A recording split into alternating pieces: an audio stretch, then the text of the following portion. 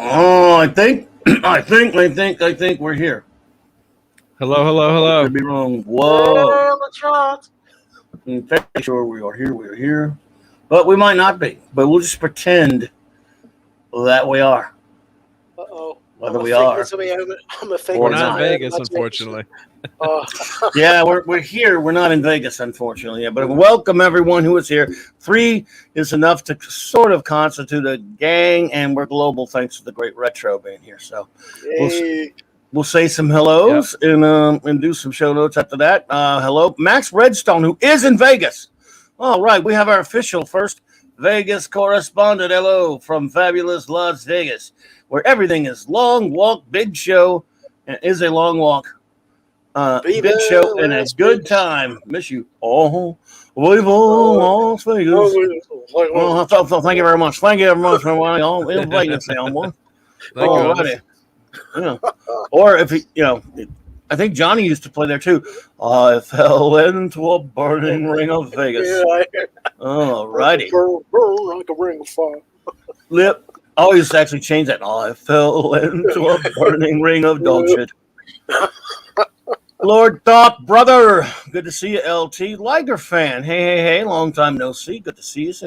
Pat S. Buddy. Yeah, I'm sorry about the power. It could happen to me. I'm right next to you, and you're already those damn August storms. We got some, of course, we're in the thick of hurricane season. All right now, we're just having some crap weather, so we might lose power too. You never know, but it will push on until we do, if we do. But yes, we got some bad boys floating around out there in the, and looking right for us. So I hope we're able to avoid the big bad ones this year. But we're gonna be going through this for a few months. Good to see you. Take care, Pat S. Be careful, brother. Hope your power comes back on. Your Muslim uncle, buddy. Good to see you. Good to see you. Always a pleasure. But I'll see who we got here. Who else? Critchable, the Pride Consultant. Welcome, Critchable. Good to see you, my friend. Thank you. The great Canadian Spider-Man who does whatever a Canadian spider can. He spends the Canadian web any size. Catches Canadian thieves just like flies. Look out. Here comes the Canadian Spider-Man. Yeah. Your Muslim uncle.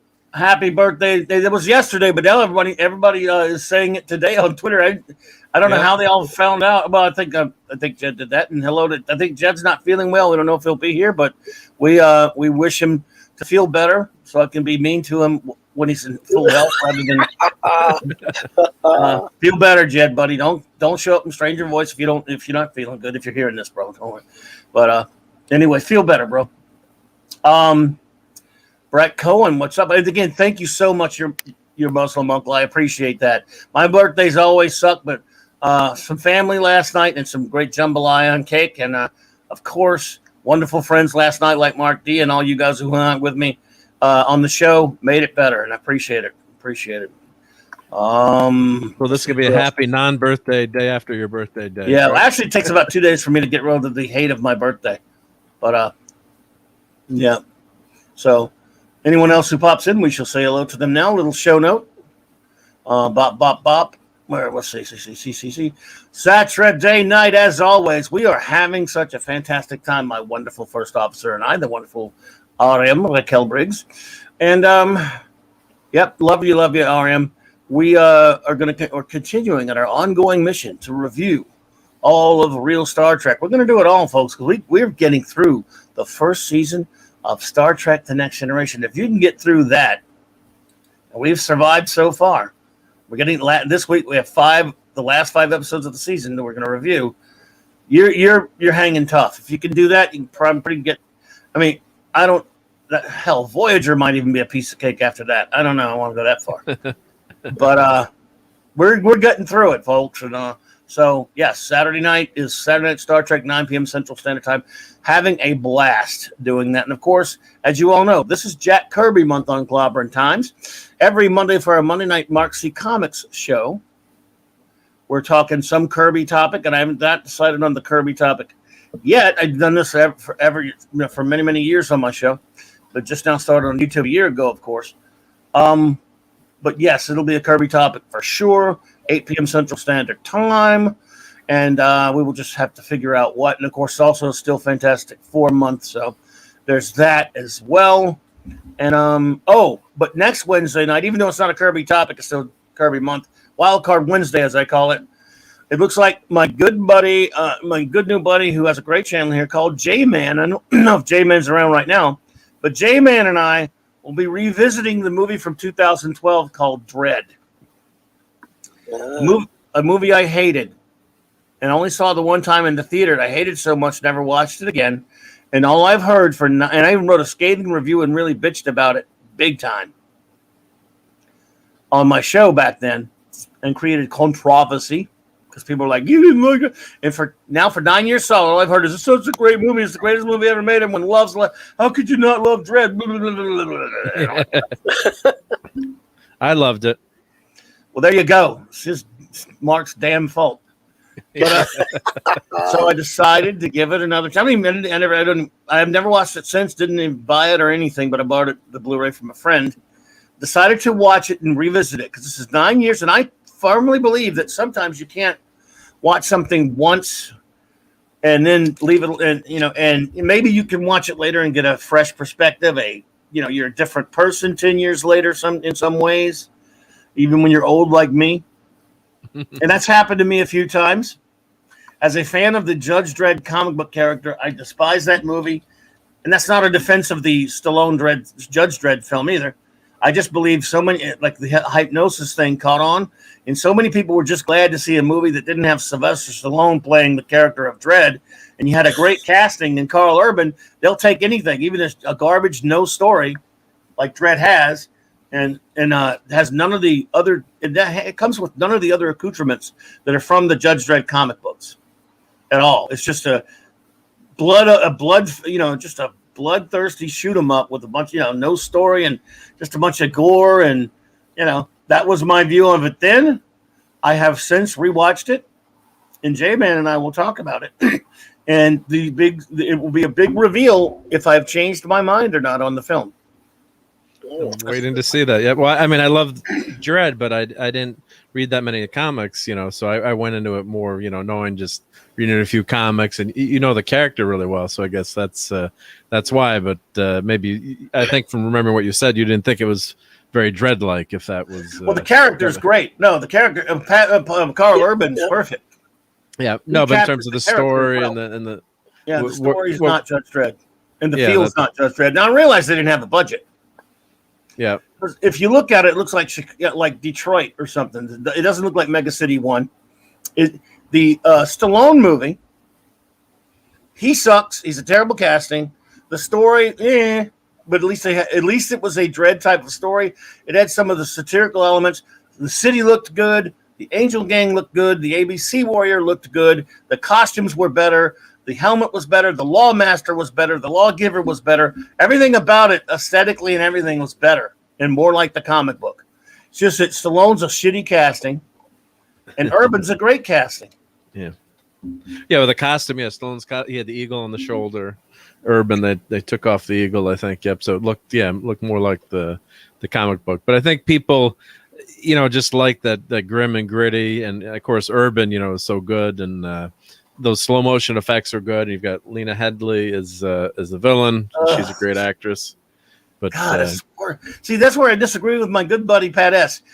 Dredd's the only thing in the movie. I'm not spoiling everyone to let you know what I think yet. But I'm talking about my reviews on it, 2012 post before I rewatched it, and I love Dredd's great. It's just the movie itself has nothing to it. It's an empty shell. I guess we should wait till your new review. Yep. Yeah. J-Man, looking forward to it, buddy. I was just setting it up, J-Man. I didn't really give him any. I was basically talking my 2012 through 2 weeks ago view of the movie. Yeah. Oh yeah. We will spoiler the hell out of it on Wednesday night, though. LP. Yeah. Good to see you, Jay, man. Hey, bro. So, let's see here. Again, thank you so much for hanging out with me last night, Mark D. We had some fun looking at some toys. Great fun time, yep. And I always love the chance to show off my quote-unquote junk, as Mrs. D says. So I'm glad you guys liked it. Yeah. A few quickies here. The best thing I heard yesterday, the best birthday news I ever could have had on my shitty birthday was that the Orville season 3 wrapped production yesterday. And it's going to be a while till we get to see it, but I'm just glad it's on the way. I love the Orville. Great. And that's good news for me. I loved it. Yeah. In this week in comics, DC released Batman '89 comic yesterday. I've not been able to read it yet. I haven't got it yet. I'm hearing mixed on it. I've looked at the artwork in it because my friend Claude has read it. He's got a problem. The art does look like it has some problems in it. I love the cover; it's beautiful. But it's Yellow Flash reviewed it and thought it was okay. So I'm probably going to read it and give it a chance. Purple Valkyrie, what's up, Purple? Hey, love you. You're always welcome to join us if you're of a mind to it, whether you are or not. Just seeing you brightens my day. And like I said, that's the best birthday news ever yesterday was the Orville thing. The Batman thing, we'll see. And Superman 78 is coming soon. And the art from that looks kind of crappy. But see what Claude was saying about the Batman 89 art is if you look at the pages from it, and the cover's beautiful, by the way. In the inside, they drew Michael Keaton Batman with these white sideburns. He looks like Reed Richards. And Jim Gordon's not based on the Pat Hingle Jim Gordon. He looks like the comic book Jim Gordon. But Harvey Dent does look like the Two-Face from like Billy D. Williams Two-Face. And it looks, back then, if you remember the rumors, when Tim Burton was still doing more Batman movies, they had this, one of the plans was they were going to have, they were talking about Marlon Wayans as playing Robin. Oh, thank you, Purple. Appreciate it. They were talking about Marlon Wayans. And I'm like, huh? But that was the talk back then. And it looks like they're setting that up in this comic. So, I was looking forward to this thing. Now I'm not so sure. But like I said, Yellow Flash thought it was okay. Claude didn't think it was that good. We'll see. But the art on the Superman 78 has me really concerned, at least the cover. It looks like somebody traced over, like he said, it looks like someone traced over a picture of Christopher Reeve. So, So that's about it in terms of any kind of geek news that I know of. Not a whole lot going on except, thank you, Orville. Now watch it be a year before it freaking comes out now. No, hopefully it won't be that long. I love that Kogi show. Pan. What has it been now since the last season of Orville? I think it was 2018 because I was mentioning on your show last night. I was at the Comic-Con in New York in 2019, and I was at the Orville panel, which was a blast. Shit. So, and I think they'd already, I think I'll Google it, but I think it was 2018 18 or 19, something like that, yeah. Yeah, so 2019 November or October. God, man. It's crazy. The panel, for the people who weren't here last night, the panel was hysterical. They were talking about doing Scott was singing because he's a great singer, and they started joking about doing a musical show like Buffy. Scott Grimes, he's a cool Grimes, dude. he's a great, fantastic, amazing singer. Seth wasn't there, but most of the cast was there, and they're hysterical together. It was fantastic, and they're all got everyone in the cast to sing, and it was a lot of fun. Scott Grimes is a really nice dude. Lord Thog, let me know what you end up thinking about that, buddy, because I'm thinking about might review it. I don't know. And well, the thing is, J-Man, you can at least they'll do a trade if it ends up being good. But yeah, the individual issues are coming out and went digital first. Thank you, Kogi Pan. Appreciate that. So we'll see. We will see. It's just. When I first saw they were announcing this, hello, Darius Munchausen, welcome. This Batman 89 and the Superman 78. I was really kind of excited about it. I'm like, wow, okay, the good ideas to do this. Yeah. But again, if they start putting modern crap in there, and if the art's not as good, then what's the point? Well, we got to wait till it comes out and then read it and then see what what it's like. But I always have an open mind and check it out and see if the story is good. And so I'm looking at some of the artwork online. It doesn't look great. I agree, but sometimes the story and art combined, can make something really good. But of course, and I'm a sucker for the nostalgia there with Christopher Reeve and Keaton as Batman. Although we all thought that Keaton was going to be a disaster as Batman, and it ended up working out. But he's I think we were talking a few weeks ago about that. Like how the heck is Michael Keaton, Mr. Mom, going to play Batman? And the they made it work with the costume and the costume did, but like we talked about, he's still when he's not in the costume and stuff, he don't look like Bruce Wayne. I mean, no, he looks like Vicky Vale could beat him up. Yeah, he does. He's a pipsqueak.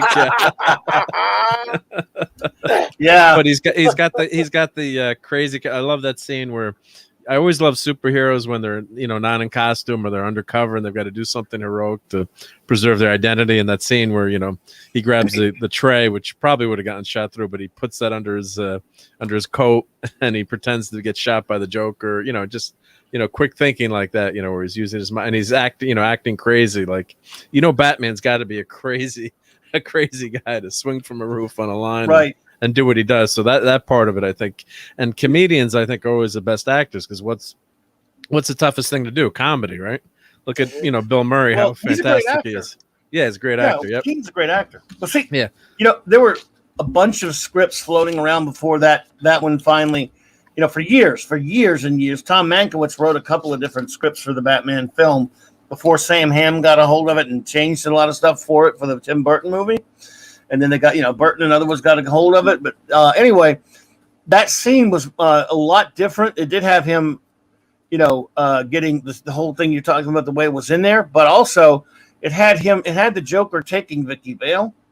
And he goes out and because he doesn't have his costume, he puts this, he covers his face with like he makes a makeshift mask. And there's a big chase scene where he rides a horse and all this stuff through Gotham City. He takes a cop's horse and there's a big chase scene. It didn't turn into that, but of course there are a lot of differences in those scripts. I remember reading some of those Mankiewicz scripts. There were some of them were based on some of the Englehart Rogers stuff. They had some crazy stuff in it, though. Yeah. Yep. And then which movie did Sam Hamm write? Well, he wrote that first one. First one, right? Okay. He also wrote a terrible Watchmen script that even Alan Moore didn't like back in the 80s and 90s, early 90s or whatever. He wrote a rotten Watchmen script that was awful. Okay. Yeah, because then Sam Hamm did a few comics too, I think. He did Detective 600 and he did a couple others just because on the strength of him have the fame of him writing a script for a movie. Yeah. For the movie Batman movie, but yeah. And now he wrote Batman 89. Okay, so he's back. Yep.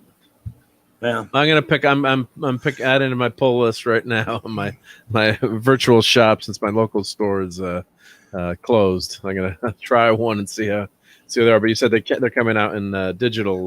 Well, they were digital first, and now they're out. They're coming the comics out. Issue 1 is out of Batman 89. I think Superman's coming out next week or something. I don't know for sure. Yep. But the cover for Batman 89 is beautiful. It's a great cover. Oh yeah, And the old, I think I have a trade for Batman. The old movie adaptation. I think there's a 3-part. Those are great covers too. Those really looked nice.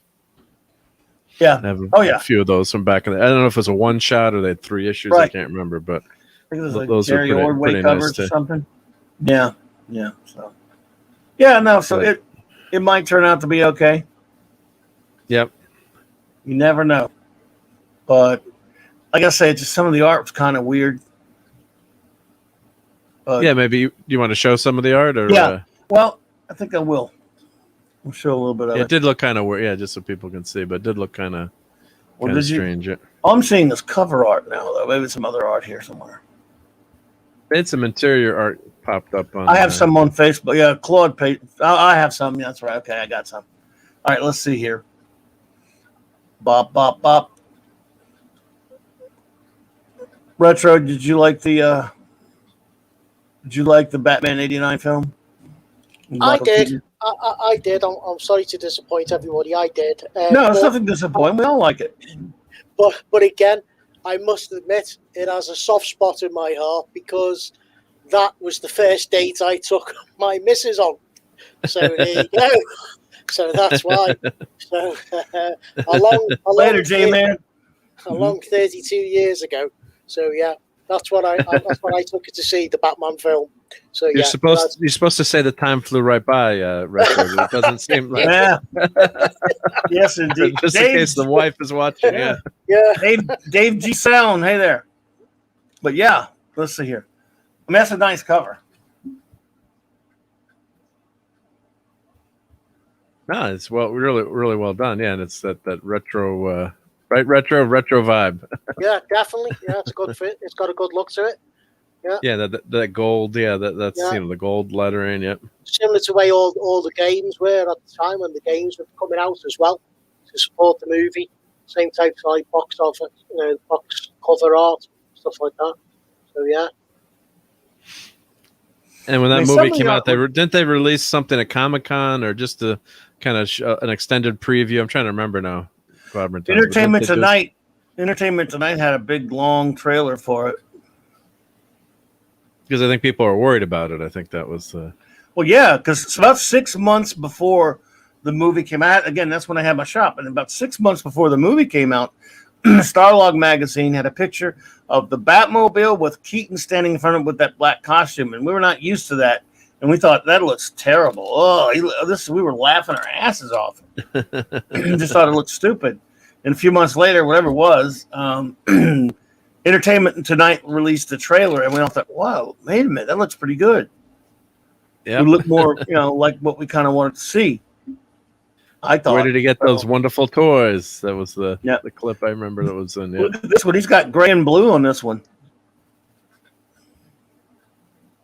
Not the black outfit, if that's in the comic. Let's see. It is, I guess. It looks black to me. The cape looks a little blue. No, it looks gray and blue. Look at me. To me, you think so? Well, the cape really looks bluish. Yeah, the cape is. It could be the light. Yeah, the way they're coloring it. Yeah, that's true too. We all saw the black costume and we're like, "What's up with the black costume?" Right? Yeah. Not fond of the black costume personally. I like blue and gray, or at least black and gray. The gray's got to be there. I like the bluer, just because I've always liked it better. But even like the animated series and stuff like that with the black and gray, it's fine. But you got to have the gray going on. Yeah, for me anyway. And then they had all those cool gadgets, like the in the end of the movie, he's got that fist thing that shoots out from his wrist or whatever. I'm like, what the heck was that? And then finally in the comic book, I could see it, but that was kind of dumb. He pushes a button. He's got this gat, like it punches out. It was for just for that dude to run into. Yeah. And of course, he kills a lot of people in the movie too. That was controversial. Yeah, so he shouldn't be killing. Batman doesn't need to be killing people. Yeah. I mean, they're not showing the deaths explicitly, but when you drop someone off a bell tower 100 feet down, it's not going to be happy landing. In Axis Chemicals, when he shoots so much people and blows it up, and then in Gotham City when the Batwing's firing, shooting up Joker's men or whatever. Yep. Right. That's not Batman-y, but it's rubber bullets, I guess. Right. Oh yeah, sure. Tim Burton's an idiot though. But I could find, As I say, I love the Batmobile. The '89 Batmobile is one of the great. As much as I love '66. 66 is probably number one, but that '89 Batmobile. Oh yeah. They knocked out of the park with that one. I think later ones they kind of tried to make it too over the top and ruined it, but that design with that, oh god. And of course, I had to buy the Lego kit that just came out too. Yeah, so. You did a video. There's a great video everyone has on Mark's channel. Please go to his channel. You can find the link in the description below, everybody. He did a great video about that where he, when you're putting together the Lego Batmobile. The Lego Batmobile, yeah. I think, I had you on as a guest on that one. Yeah, it was a fun time, yep. Yeah, I do love that Batmobile. Don't get me wrong. I'm partial to 66, but if I have anything close to a second favorite, it's it's that one. Yep. That's great stuff. Yeah, great design. And that, it actually, they make these cars work too. So it's not just, today, I guess, you could do CGI, but they still have to have the actor in it. And So they have to make these things work. So not only do they build them and make them look nice, they got to be working vehicles that can take part in stunts. So, kudos to all the people and the craftsmen that work on that stuff. So Yeah, they did a great job. Yeah.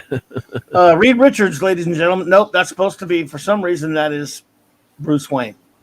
That's not Bruce Wayne. He looks like Reed Richards, but it's Bruce. In the comic, it's Bruce. I don't know what to tell you on that one, dude. And nice hair. Now again, Billy D. Williams. That does look like Billy D. Williams. Yeah, a little bit. It was kind of tough to see, but yeah. Look at Gordon. He looks like the comic book Gordon. He's plumper, but he doesn't look like Pat Hingle. Let's see. Well, let's see what he. Yeah. So, yeah. Why'd they do that? Yeah. I don't know. Maybe they didn't have the rights to the likeness, or I don't know. I guess it could be something. I mean, obviously, I think Pat Hingle's no longer with us, if I'm not mistaken. I think could he be passed wrong. away, yeah. I think he passed away, whereas Billy D's still with us, fortunately. And he probably said, "Sure, you could put me in it. I'll be in there, Colt 45 malt liquor." And then remember how he said in the movie, "We'll lay down the law on that nest of vipers." Yeah. So. He was in Hang 'em High. Pat Hingle. Pat Hingle was in a lot of stuff, wasn't he? Yeah, great stuff, yeah. Look at his bio, yep. He passed away in 2009, unfortunately, yep. Okay, gotcha, yeah. Yeah, he was always a tough guy in movies, yeah. Yeah. Most of the time, yep. Yeah. Yeah, he played a tough, I think he actually played in this movie where it was a cop movie where he was like the cop boss, of course, like kind of a Commissioner Gordon type again. You know, the old cop boss you see in all these old TV shows and movies. Where there were these two cops that they were nicknamed Batman and Robin. The one wasn't called that, but I forgot the name of the film. But they were actually nicknamed, ironically enough, because later he was Commissioner Gordon. I can't remember the name of it, Claude, but yeah. Now, Pat Hingle did a lot of stuff, but yeah, now of course, who knows? Let's see, Billiam was the Lego Batman movie. Oh yeah, he was. That's right, huh? Yeah. Yeah, Lego Batman's a lot of fun. Yeah. If anyone's played those games, you played those retro, I'm sure, right? Yeah. Got the Lego Batman in Lego Dimensions, so you get to play as the character there. You get to play as the actual real Batman, and you also get to play as the Lego Dimension, the Lego Batman from the movie as well. So you've got like two Batmen in the game, which is good, which is good fun, to be honest. Right. They both play off against each other, so it's really good. It's good fun. Yeah, I had to buy those for my kids. Yeah, that was my excuse. But growing up, my kids they all love playing those games. Brilliant. So and there's an Indiana Jones one, Star Wars. I mean, they're all basically the same Star game. Wars. Yeah, Star Wars. Yeah, I got the Star Wars ones as well. Yeah, they're great. An Incredibles one I was playing, and there's all fun. They're fun adventure. And my young kids, God, they played that for hours. Yeah, then they're trying to get every brick, every Lego on the level or something. Yep. Nice. So, right. Can't recommend them enough. For big kids like us, definitely. Yeah, brilliant. Yeah. Nice. Brilliant. Well, Retro, you have some stuff to show us, I do believe. Yeah, I had a little rummage round this weekend at my local charity shops, and nothing spectacular, but I've got a few bits and pieces. Coming up, everyone. I have a list I'm going to be bitching about later. Yeah, so you're all thrilled about that to hear me bitch about something. I've actually got a couple. I've got a couple of British annuals. I mean, I'm probably more than likely you guys have probably never heard of this, but in Britain, when I was growing up as a kid, there was a comic called The Beano, and it was quite popular over there. So luckily, I actually came across. I've heard of it and even seen it. Oh my goodness! I have a few British annuals, by the way. Yeah. So I come across this one, which was one of the main characters in the Dennis. Dude, you were so lucky. I love British annuals. Oh, that's great. Explain to them what a British annual is, though. A lot of people don't know. I mean, look at it and give them an explanation. What used to happen, obviously, you used to get your weekly comic, and of course, I used to get the Beano every week. And then at Christmas, you used to get like the Christmas annual, and it'd come out, literally, and you get this on Christmas Day in your presents. And I come across this, and I actually did own this one as a kid because I used to get them when I was little.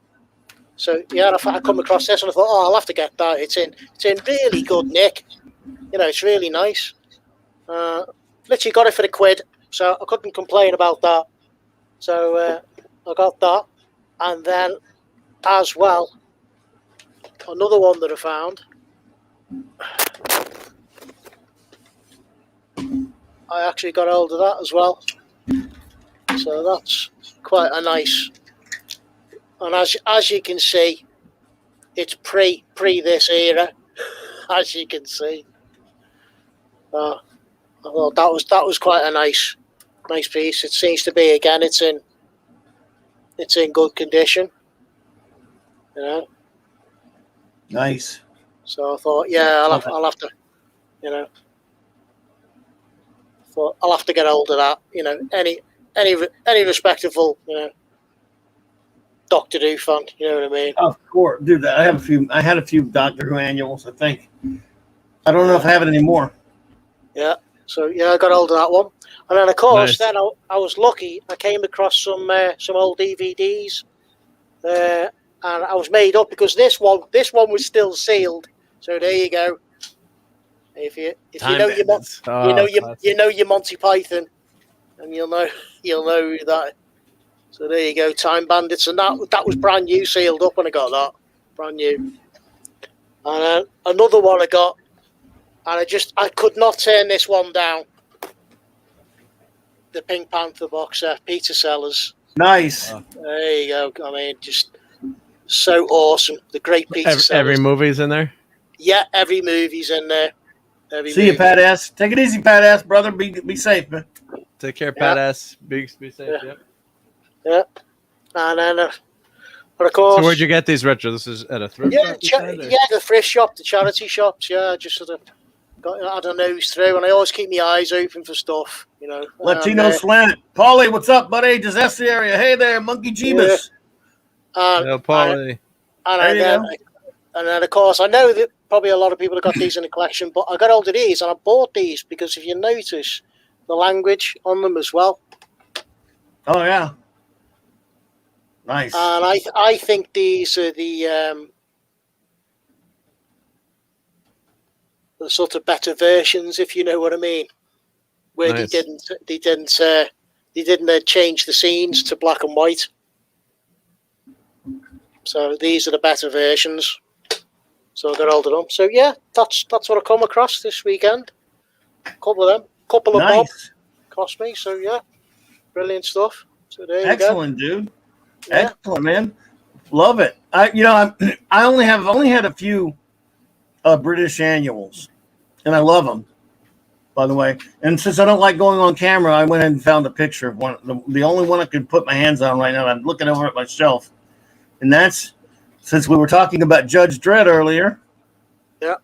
Oh yeah. I have another one too somewhere. I think, pretty sure, but the Judge Dredd annual there. Oh, brilliant! Yeah, and I think I have one more. I don't know where it is exactly. I've had a Doctor Who one. I think. I love, man. I gotta say, you're so lucky. Those British annuals. Yeah, I was absolutely made up to come across them and say, because they were in such good condition, and you very rarely sort of see them in that sort of condition. Yeah. Do you? Did you ever get any of the Blake 7 ones? Or I know they're doing one now. They're like making a new one that's a retro throwback to the old Blake, the ones they didn't finish. Again, unfortunately, I didn't because I used to get like the Bean. I would have liked the Doctor Who ones as well. So I've only got a couple of original Doctor Who ones. I never ever got those. I mean, I couldn't complain. I didn't do too bad at Christmas. I couldn't complain. Yeah, no, I got you. Nice finds, yeah. Yeah. I think the other one I have is this one, but I'm not sure. It's been so long. Maybe been the 83 annual, though, with that Brian Bolin cover. Or no. Maybe I think it was 80. Yep, it's this one. It's in the other room. But, and maybe one other one. But yeah, these annuals are great. And it was funny. I'll never forget about it. It was maybe in this annual here, the 85 one, ballparking. I remember there was this, they have, how the annuals are retro. They have like some comics. Yeah. They have some pro stories. They have games and stuff. And they had one, and I think I've told this once before. They had one that said it showed who should play Judge Dredd if they made a movie. And this is 1985, right? And it shows what they did is they took a little Judge Dredd helmet and they put a bunch of pictures of some very famous actors and put the little helmet over their face. You know how they would look as Judge Dredd.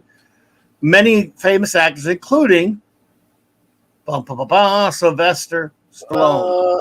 And I remember seeing that going, oh, God, that looks so stupid. They would never put Sylvester Stallone. Sylvester Stallone will never play Judge Dredd. Oh, Paul, we all on the way, Paulie, it's on the way, buddy.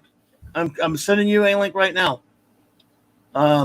So no way would they ever let Sylvester Stallone play Judge Dredd. Come on, man. Don't be silly. But we all know how that turned out. And I remember when he got cast, when it was announced that he was cast as Judge Dredd, I'm like, are you shitting me? Come on now. Well, he's a box office draw too, so he's got, he's a money man, so you got to look at it from the numbers point versus the, the big studios. I know what you're saying, but just that's what big studios do, right? He's a bankable star, and you don't think it fits his Dredd, right? Yeah, I mean, I love Sylvester. He's just so wrong for Dredd, and Dredd doesn't take his helmet off. What do you think of him as King Shark? Yeah, he was pretty funny as King Shark. He never looked better, did he? No, I'm just kidding. I love Sylvester Stallone. I'm just saying, dude, come there. I am the law,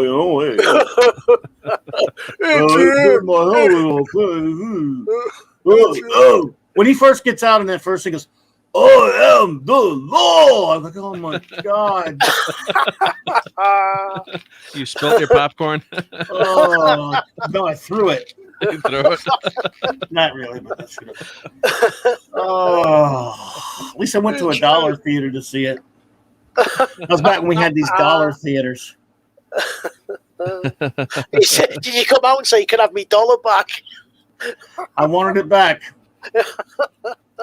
That's what I did for Highlander too, but yeah. Oh, don't talk to me about Highlander. That movie doesn't exist. Yeah, God, my friend, we're coming in. We're rushing to get there, and all our friends are like, we had a bunch of friends who were coming out like from the 7:00 show. They're like, "Don't go in. Whatever you do not watch this movie." I'm like, but Bill, we already all bought our tickets. They're like, go get your money back. He's like, it can't be that bad. He's like, trust me, it's that bad. So every time we see him, he's like, remember when like whenever he gives a suggestion, it's like, remember when I told you what to do for Highlander 2? Now do you trust me?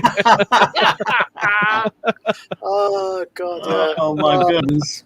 Because I'm such a massive fan of the original Highlander. I absolutely love that film. Again, it's in the collection. But again, I watched that Highlander 2. I was just like, what the hell is this about? I was like, what? I was like, who the hell wrote this? Oh my God. It's like, what? What? Immortals? What? What? Space aliens? What? Oh, Space aliens, yeah. It's like, what? No. I was waiting for Zardoz to show up. Oh, it's just like, it's just so bad. Oh, just, yeah. Nothing after Highlander exists for me in that. No, exactly. That movie's horrible. Think of it, like that's like a movie that should never have a sequel, right? I mean, Highlander, perfect movie, perfect end, one of the greatest soundtracks of all time. Exactly. And the way it ends, it's like then you. Yeah, he's now mortal, so he's gonna die. Yeah, and now we're gonna make a Highlander 2. What? It's like, come on. Oh my God, they're so different. It's like as good as The Last Jedi. Like, it's like, what? No, how did he come back? What? What? Oh, no. At least, let's see here. Hello, PJ. Maybe always good to see you, my friend. There was only 4 good points of the Slide Red movie: Cityscape, ABC Warrior, Mean Machine. And, yeah, I thought in the Hershey stance. Well, I thought the Angel Gang looked pretty good. I'm with you there. The Cityscape looked like Mega City 1. That was cool. The ABC Warrior looked good. I would also argue that the Lawmaster was infinitely superior to those terrible ones in Dread. And the uniform was probably really better, to be honest. And so was the Lawgiver. Everything in that movie looked fine. It's just it was poorly cast. It wasn't that great a story. And one thing they don't understand about Rico, I like Armando Sante, but he's really supposed to be Dredd's twin brother who goes rogue. Dredd sends him to Titan. He gets deformed on Titan. His face gets destroyed. He comes back with a really messed up face. But instead of being, cast as a normal-looking dude like Armando Sante, who's a great actor and all that stuff.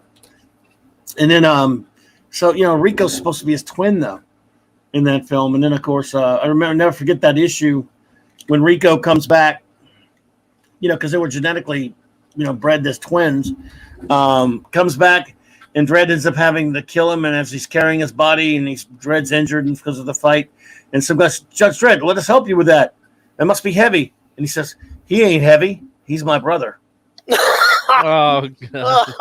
That's what Judge Dredd was. It was dark humor and satire and even cornball. The comic was, they'd have no humor in the Dredd movie. None of the satirical humor and stuff like that. Oh, that's great. Classic. But Urban is so great. I see why people just go ahead and make excuses for that movie because he's so great as Dredd. He's brilliant. He's fantastic, and he keeps his helmet on. He looks good, and he's a badass and all that good stuff. But it's just the movie. Again, if you don't have a budget, you don't have a budget. So you can make some allowances for the fact that it looked like urban Detroit instead of Mega City 1, which is a shame though. And that they don't really they can't go to, they have to make it a block war type thing, and them stuck in a block story ideas. Okay for a Dredd short story, but for a movie, I don't know, man. I just wanted them to I'd love to see him do Judge Death.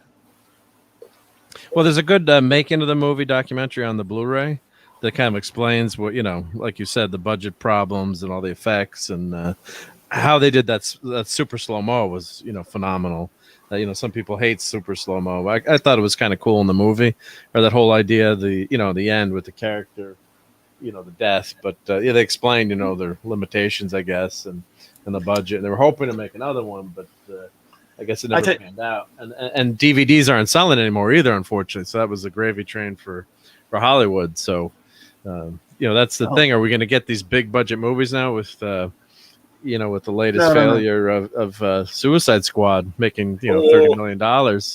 They made some mistakes on that one. But PJ, absolutely right, man. I'm with you there. I'd love to see that. And by the way, there ain't nobody with a better helmet than PJ maybe, because he has a great Dredd helmet. Yeah, look at that. Yep.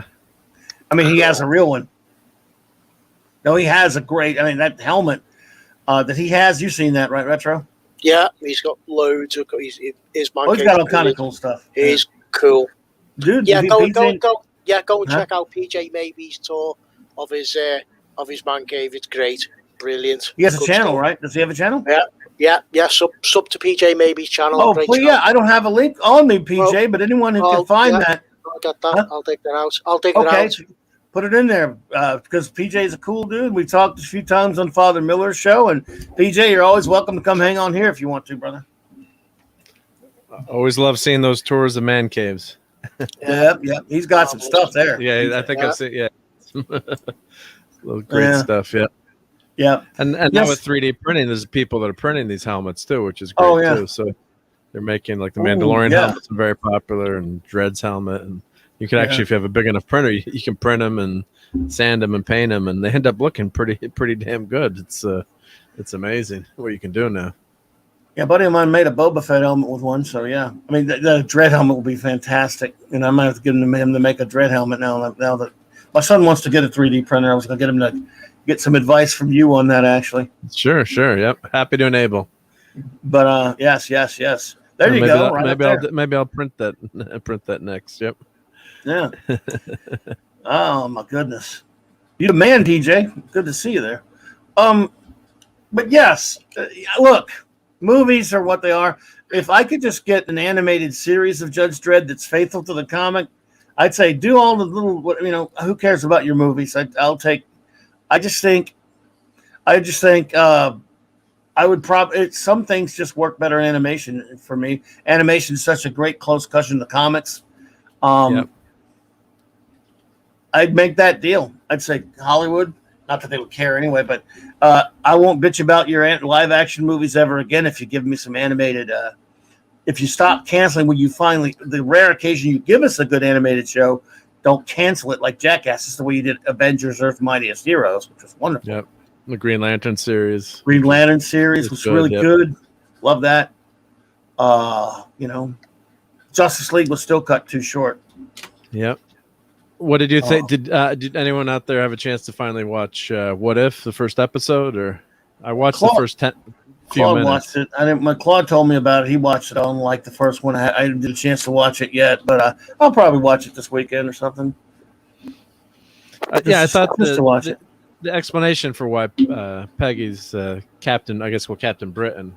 I just wanted to. I'm supposed to watch with my son, but I'm like, I got to watch. I want to watch the origin story to see what happens. So. It did make sense. They always have like one little thing that happens that changes history. Pivot point in time.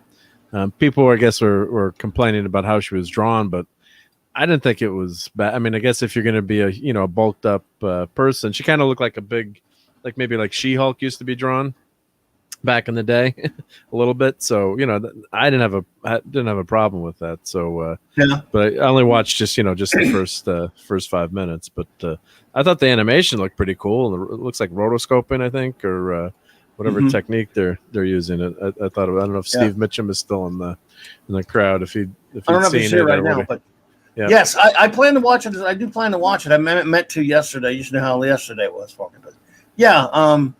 So yeah, I would like to watch those, and maybe I'll talk about them next. We could maybe by the time next Global Geek Gang comes on, there'll be 2 episodes. We could probably talk about them. Yeah, Monkey is saying in the chat that he liked it, and she thought she looked fine. Yeah, I thought she looked good. I mean, you got to look like a strong female character, but she does look feminine too. I mean, Haley Atwell's a gorgeous woman. So, I thought they did a nice, with that Captain Britain type outfit. It was pretty cool. So, I thought it looked good. Yeah. Well, I sure hope so. Like I say, it would be nice to see something good because they've been really scraping the bottom of the barrel for me anyway with the MCU crap. So hopefully this is good. I mean, the premise so far, that's an interesting premise. The one about T'Challa being Star-Lord is interesting, as far as What If goes.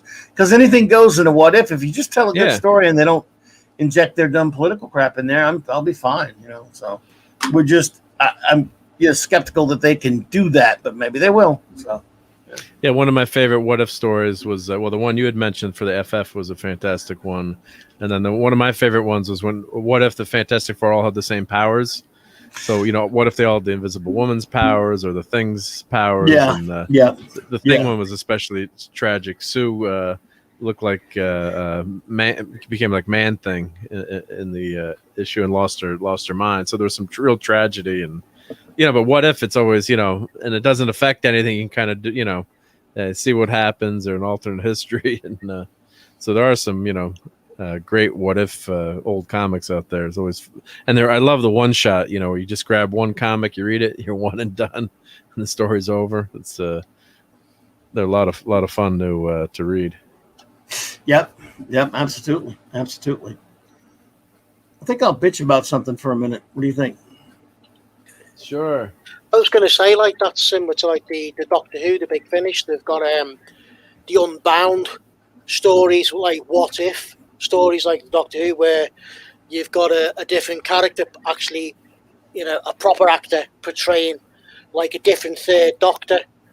What if like the Doctor returned back to Earth many years later? Like some of those stories are, if you're a Doctor Who fan, they're well worth listening to because they've got some cracking actors playing like alternate doctors. Worth a listen to. Mark, definitely tired. What's up, buddy? Yeah.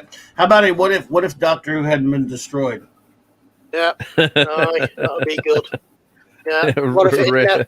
What if Chibnall never got his hands on it? That would have been brilliant. Yeah. Yeah. Yes. What if Chibi had never touched Doctor Who? Of course, to be honest with you, look, I'm sorry, Moffat ruined it before he did. Chibi just came on and it was in the ground. All the nails were already kind of in the coffin. He just dropped it in there and then nuked it from orbit. Yep. Where you make sure it's already dead with the stupid crap you're doing to it, Moffat. Now let's really just waste this sucker. Let's incinerate it.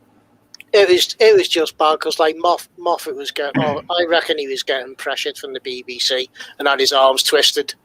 But well, it could be. I mean, but I think you're right because he was getting. He took a lot of flack when he cast Capaldi, and a lot of people go, "Wait a minute, it should have been a woman this time, just like it should have been a woman last time," and and all this.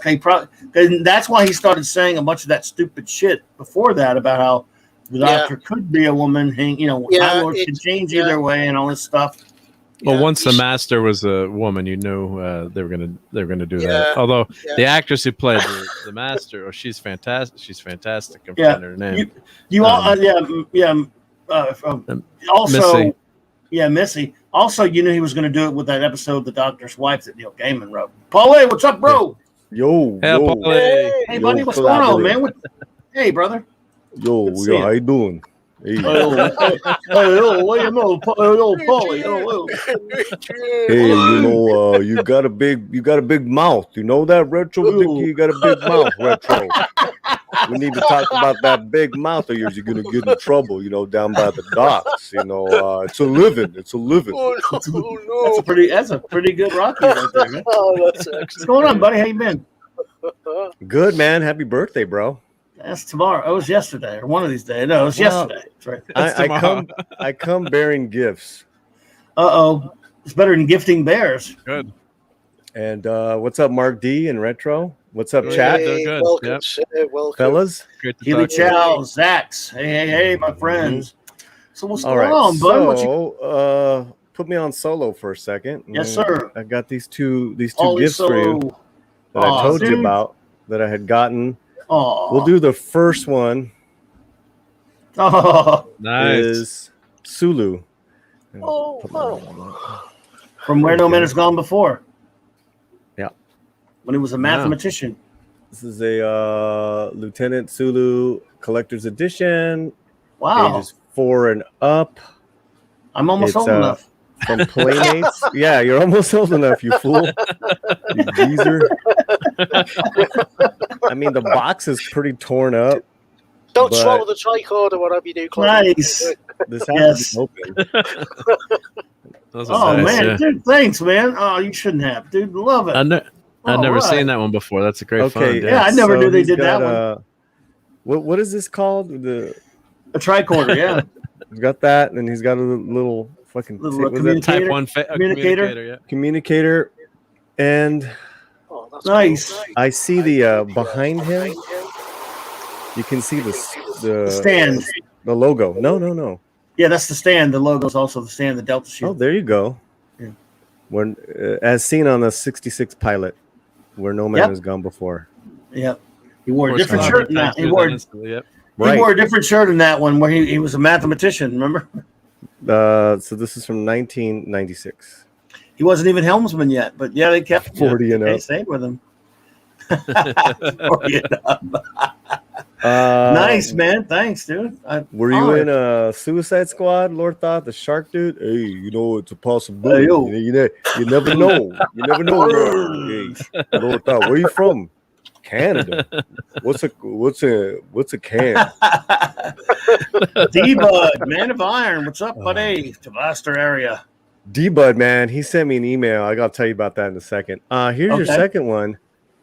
Oh, that's Scotty. Nice. Another one for Where No Man Has Gone Before. Wow. Yeah. Dude, thanks, man. Here was the thing. These two were in the store, and that's my dog honking. He's got bad. Oh yeah, you did a video that day, right? You were on when Yeah. you were on hitting So some shops, right? these three were. It's all right, buddy. Oh, hey, poor sweetie. Poor These doggy. three were in the storefront, and that's cool. This caught my attention, obviously. Obvious. Wow. Oh man, Right? wow, dude, Nice. love it. Nice. So, Very cool. Let's put this down. So, break. But I knew right away these two I was gonna give to you, man. And I'm like, it's his birthday. Oh wow! So the box is really fucked up here, but hey, what are you gonna do? It's your birthday. What are you gonna do? Okay. Oh man, that's great. Dude. And he's got a couple of stuff things there. What's he got there? Is that Montgomery Scott. Let's see. It looks like was he an engineer in that one or what was he? Yeah, he I was don't still think one so. of the engineers, Lieutenant but Commander. He was Lieutenant Commander. Kelso was doing most of the stuff. It seemed like. But, yeah. Starfleet. Okay, it's this phaser, the light source, diagnostic tool, Starfleet action Yeah, base. some engineer it's- stuff there. Those are the things that are in there. Very nice. Oh my goodness, dude! Wow, thanks, man. I'm honored, brother, and I love it. So those I are the love two. that episode. So yeah, that's one of my favorite episodes. And then this one I'm gonna keep for me. Cool. Yeah, The from First First Contact. Contact. Yeah, the holiday. And go ahead and open it. Oh, cool. Yeah, so it was. I guess that looks like it's from the scene when they went down on the planet. Yeah, that's went down on exactly Earth. the Yeah. 21st century civilian outfit. Okay. Jean-Luc. When Jean-Luc was Jean-Luc. Right. When he went down to meet Zephyr and Cochrane, and Oh, don't Yeah, kill the 'cause- value there. Don't kill the I wonder- value. Just I kidding. wonder if he. Well, I want, I mean, is the box valued at anything at this point? No. Nah. It's about I'm Nah. I'm teasing. We joke about taking our figures out of boxes. So Well, yeah, I tease. I tease. I him. want to. I like want to. having them out of the boxes. I want to take this guy out because of the outfit. Yeah, I no, it love looks taking- cool. Yeah, I take all of mine out of the boxes. These other people are the box heathens. Oh, this one's too old for you. It's 4 and up again. Too old. Too old. Now, did they do one in that line, Mark, of him in that tuxedo, that white tux or whatever, where he Oh, was here's in the on one. the for the holodeck? wedding, for the wedding Yeah. or for the No, the holodeck. how the Remember when holodeck. Yeah, when he wore. Oh, there you go. There's the other ones. I got you. Right. It's First Contact outfit. So I Yes. don't think he had it. Did he have? I don't think he had a tuxedo in that movie. Yes, he did. There was a scene where Oh, he he went to did? the holodeck to hide from the Borg, and Oh, he that's wore right. this Oh, white yeah. tux, and he Yeah, had a that's machine cool. gun. Yeah, that's Oh, the that's thing, right. Yeah, Yeah. I always love it when they like throw them back in the 30s and shit. yeah. Well, he loved that holodeck, But like the Really? old ones, you know. and he turned Yeah, the safety protocols off, so he was able to kill the Borg. Kill. That's right. Yeah, safety what happened to protocols that guy? off. I think we're supposed to do a Midnight's Edge watch party where I watch the Picard, and I really don't want to. Oh my God, they're gonna. Yeah, that's right. I heard about that. They're gonna be torturing you, see through Picard. I'm sorry, buddy. Sorry, Paulie. R.I.P. Man. Oh, it's a nice cloth there. You know, Yeah. they're kind of Mego-esque kind of figures. Yes, but bigger. Yeah, they are very Mego-ish. Well, there you go, Picard. First Contact. All right. There's That's a Jed. nice figure. Yeah. It is. I need to get my scissors because I don't want to rip the. Hell, Jed. Hey, Jed, how you feeling, dude? Feeling all right? Yeah, I've been taking my medicine and stuff. Sweetheart, can I Good- have the scissors? Yeah. Good thing I didn't go to Vegas this week, right? Well, I tried to pick you up. You weren't listening, so now we're all in Vegas now. And oh, I shut don't- up. No, you're and not. everyone I know asked where you, you're "Hey, at. man, where's Jed?" I said I couldn't find him, so we all went to Vegas without him. Even Paulie's in Vegas right now. I with know us. where Polly's at. I know that room. Okay? I'm not in Vegas. Shit. You want me to kill me? I know she would. That's the reason I know where that room is. Okay. Yeah, I redid Yeah. the studio here. Yeah. Do I sound better? Yeah. No, Like, you Yeah. sound, Yeah. you sound even worse. Oh shit! You sound even worse. Don't be mean. You always sound bad to me. I'm, dude. He's done that. Probably I didn't he's wanna done say that to that. me for. He's I done didn't want to that say to that. me You for sound like. like your old He's Yeah. done that to me like for 10 years, so I'm used to it. I thought it was It's 30 pretty years. funny. Oh no, it was Mark 10. D, how do It you was when- recommend? This thing is Yeah. so tight. Yeah, well, you actually I use pliers. I use clippers. Small little wire cutters. So otherwise, you don't want to cut the. Or if you go from behind, like I cut them in the back. It's safer if you can with the scissors. Oh, you always cutting people in the back, huh? Yeah, I was cut. Yeah. Wash dishes in the trash. Hey, Yeah, so everybody in chat. Hey, LT. Hey, Zax. Hey, everybody. Thank you, everybody, for like trying to check up on me. That's been in the chat and stuff too. Thank you, guys. So I appreciate it. I was talking to a couple, and I thought you were going to die on me a few times when we were talking. Yeah, You I sounded know. so bad. You sound actually better today. Yep. Well, it's because I've been taking medicine. So. All right, my love.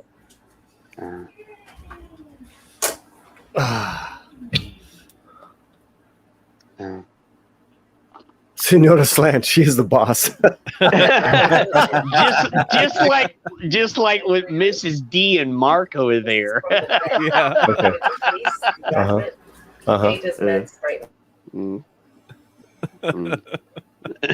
Dude, when did you do that setup? When I don't think I've seen it, man. It's been a while since I've seen you. It's a brand new setup he just did. I like that mic on air live. Yep, that's nice. Yep. Yeah. Yeah, that's pretty good. That's slick, man. That's slick. Yeah. A habit I sent Nick a link, but I know he's in Vegas. Oh shit. Yeah. Okay. Nick's in Vegas. I gotta. He just Well, landed. he did I some might reviews. go. I wouldn't blame you. Right there, man. You close. All I got is a box cutter, man. Just I'll try cut in for the back. Cut in the back. Oh, you Right in got- the back. Yeah. Yeah. Okay, let's see. You ready again? There you go. Solo. Just don't take that in the plane. Oh shit! Mark. But honest, it's to open the action figures Hey, when they get there. I know. What are you talking about? I got action figures here. At your fingers here. He's all, hey man, I got action figures. They don't make it easy, do they? Those No. suckers are tight. And, Oh, Paul, Wait, you want to hear this? We were going to Hawaii one time, and He's got my shit in his stepmom dude. He's forgot. like, Yeah, she forgot she had scissors in her purse. They stopped her dead away. oh, Like- that ain't good. What? Yeah. Well, Well, I have a good friend. I have a good friend who's a There you pilot, go. and they wouldn't let him take his nail clipper on the plane. But he's like, Yeah. he told the security guys, like, you realize I'm carrying a loaded gun because I'm authorized. And he said, well, sorry, the rules say you can't have the nail wow. clipper, but you can have your gun. Yeah, That's Picard action figure. I'm That's going awesome. to I kick love that. some. I'm going to kick some ass. Number one, make it so. I love these legs, man. Well, that one is an awesome action figure. Like that nice. is so it's Excellent. articulated and stuff. I'm an ass kicking action figure, Picard. You should keep him on your perch him on your mic there. Keep him like Well, Gary I has have- that figure on the mic, right? Yeah, I have a wicket here, and when I'm mad, I just put his ass to the. No, you got It's like a little sign. You know, I'm pissed when I have his ass to you guys. Yeah. Like anytime I'm talking about Star Wars. Yeah. Just don't remind him of his future and he'll be okay, Polly. I don't want to watch that show. I have not watched anything new Star Trek since Yeah. This, Yeah. yeah. You're lucky. Uh, This- this- 2005. Yeah. You're lucky. Don't do it. yeah, I this know. is. It's like, why am I doing this? You guys gonna pay me? Maybe if you. They should be paying you for that. Dude. Oh wait a minute, they are. I do work for the. Oh, well, there you go. Thing. Well, That then, is Well, painful- Polly, this painful series. is work, Polly. Remember that. Oh, this is So, fun. This what is else- fun. This what else you got in there? Okay, yeah, there's the ship, Yep. the warp I ship. kind of don't want to open this one up. Is that just Oh, a card It's- of the Zephyrin Cochrane ship? It is. Nice. All right. Yeah. Well, I guess we're gonna open it up. It Yeah, Hey, should Mark, say- wasn't that a Oh, card poster? there? That's the The Phoenix. poster. Yep. Yeah. Phoenix, yeah. Nice. Oh, nice. I'll show you the Phoenix after. There you Yeah, go. it was the poster. The little mini That's poster. sick. Yeah. That's nice. Yeah. There you go. Ah, there you go. Yeah. Yeah, but you know, I was a fan of this movie. It wasn't that bad. It was just good for Yeah, for it's next not that gen. bad, dude. You know, it was like good. Like good for the '90s. They I love to hear Doomcock bitch about it because the way they screwed with the way they changed the canon for it. Yeah, Yeah. There you go. Well, they totally changed First Contact. They made it. Vulcans are way ahead of us technologically at this point now because of this. yeah. And some people don't like that, but it was it was pretty good though. Got it. There you go. Got him. There you go. Nice. Speaking of that, I started a shitstorm on Twitter last night with Why you starting Blade shit, Runner. I said, Aren't you I was supposed to like- be sick? Why are you on Twitter? Damn. I was like, he is a human, and everybody and their mother popped on. Meaning Deckard. I said Deckard was a human. Doomcock even came up. He's like, I saw Doomcock jump on there, man. yeah, You don't he like even that. jumped on. Oh yes, Yeah. Oh right, yeah, he did. DC Yeah. don't like that. Why are you talking Yeah. smack with Doomcock, man? I even talked with him after, and he goes, "It's okay, I know." Okay, I'm gonna put the little shit on him. There we go. He admitted he's admitted that's his trigger now. He don't like that. Yeah, that's his trigger now. I could have screwed He with almost him, came on man. the show yesterday. Yeah, Oh, really? We Cool. well, he's a mariachi music fan, yeah. Oh, cool. and we had a live mariachi band, female singer. She was amazing. I was like, Wow. where's Clobberin? I was like, oh, it's his birthday. Oh, I'm sorry. I had to Where be. does this I'm go? sorry about that, man. I would have been there if I could. You know that. What is that? Is that the pad? Is that the the iPad? Yes. Remember those iPads they had? And Yep. on the show they had. Well, I guess when way he's not before shooting the- anyone, when he's not shooting anyone, yeah, That's he's funny. Yeah. Personal Yeah. access display device pad. Yes, before the That's iPads. Next gen on the show, they had all kind of iPad looking thingies. So I guess it's like one of two of three. I guess this is X, right? Yeah, when you're Yeah. not killing someone, he's reading. Right. Yeah. With his Maybe it goes in his pocket. It's very voguing. Look at him. Oh yeah. But yeah, There might Holly, be I've in been the in pocket bed right for- there. yeah. I've been in bed Yep. for 4 days, dude. So I was just like, Oh. I've been like, I've been sick of Excuse me. it. But able to tweet. Yeah, Yeah, does it- I had my phone in my hand, but yeah. Most Oh, tweets. there you go. What's that? Tweets. Tricorder, and he's got the Dustbuster phaser. Yep. Yeah. Okay, what I well, that's got pretty is cool. Nice, Starfleet, man. The Starfleet Type 2 phaser, Starfleet tricorder, Yeah. and the pad. The iPad. Nice. Oh, That's yeah, damn cool, I can see why you opened it up. That box was trash. Yeah, and it was like in the back. It's like it's got to be. Whoa! There you go. He was like a zoot suiter. He went back. Look at him. Zutsu rocket. What's up? He knows he's in the Latino slant. He's had too much ale. He's had too much ale. Great. Definitely had too much ale. Oh, look at him. Yeah, look at Oh him. no. Yeah. That's Kick him with yes. the card. There you go. All right. Welcome, thank you, Raymond King, man. Feliciano. Hell, Yeah. Raymond. Oh, hey Raymond. Hey, Raymond. DB, no. I think Do Raymond's not there. say that word. But the man of iron. You said he emailed you there, yeah. Paulie? Oh yeah, there's the Phoenix. Yep. So Sorry, say that again. You said Mark D, D. but emailed you or something. Yeah. It was D. It was he had sent it to Mexican Iron Man, who sent it to me. And what the hell is that? His noise? book, the book. No, it was His Iron Man book? No, bro. Can I say something? Yes, let him talk. No. That's cool. That's There you go, the Phoenix. Did you guys liked Cromwell's portrayal and that whole storyline? It was, it was kind of different from the original Zephyr Cock. I mean, it didn't look anything like him and stuff like that. They had some explanations beyond it and kind of retconish in some ways, but yes, he was good in it. I mean, he's a great actor, And what was that song that he played? I mean, that's kind of like The 70s. Steppenwolf song.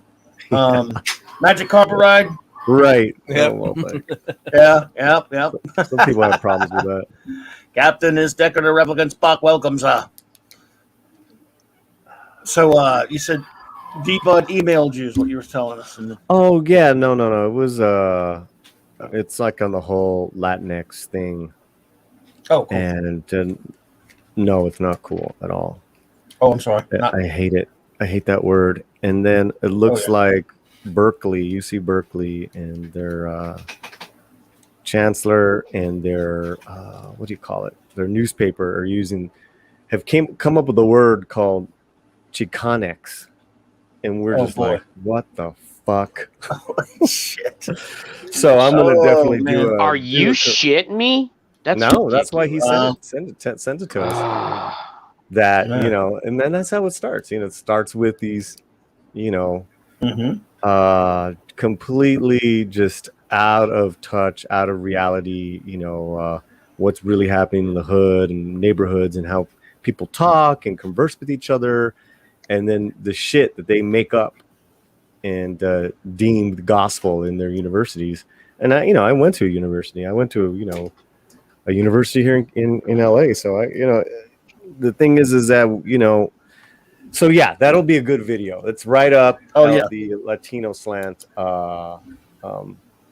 Absolutely, man. It's right in our wheelhouse. Yep, that's all you, man. It's garbage. You know what I mean? Yeah, brother. It's absolute. Well, that's how it starts in college, right? The pronoun started in college, and then it's not like Spanish is a Romansh language with any kind of gender in the language, right? So it's very easy to take out all those terms, right? I mean, French. It's already there, Spanish. right? And, and it's so insane. Words. It's so weird, like panelists.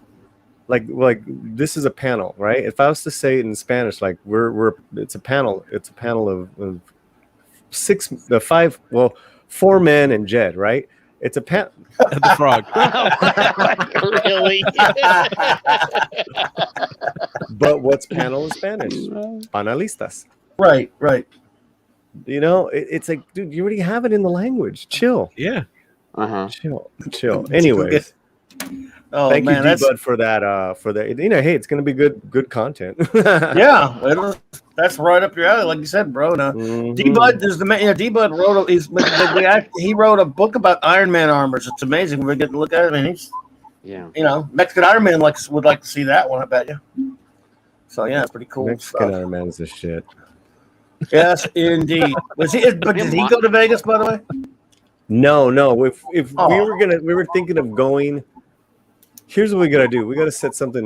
We want to hit some of these cons with a taco truck, and do like maybe Clobberin, and we'll roll up in a Latino slant taco truck.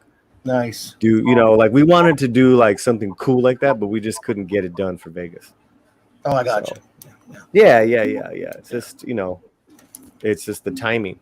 I mean, he's kind of like still getting acclimated to Carolina and his work.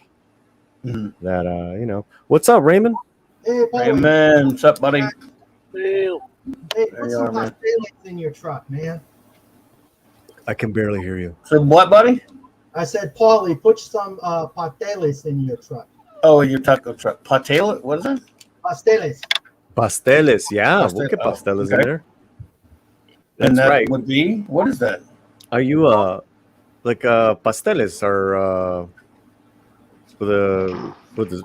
like sweets? No. Okay, so pasteles are what, like tostones?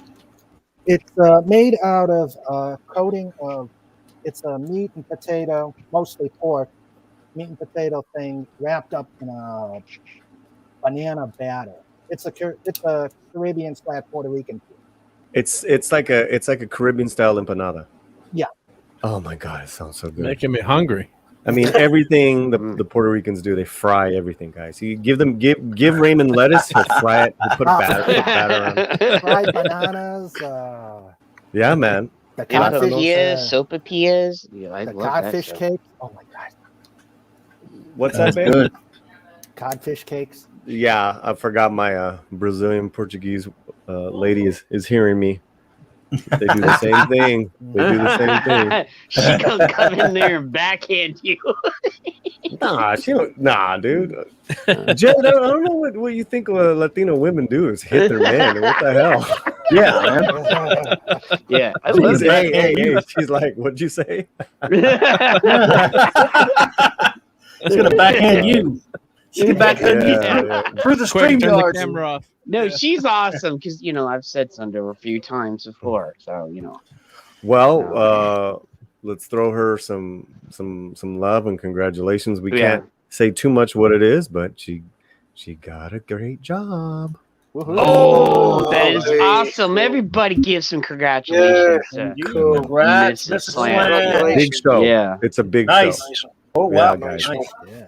Nice. That's all we can say. Yeah, but Uh-oh. That's she's awesome. super excited, and Excellent.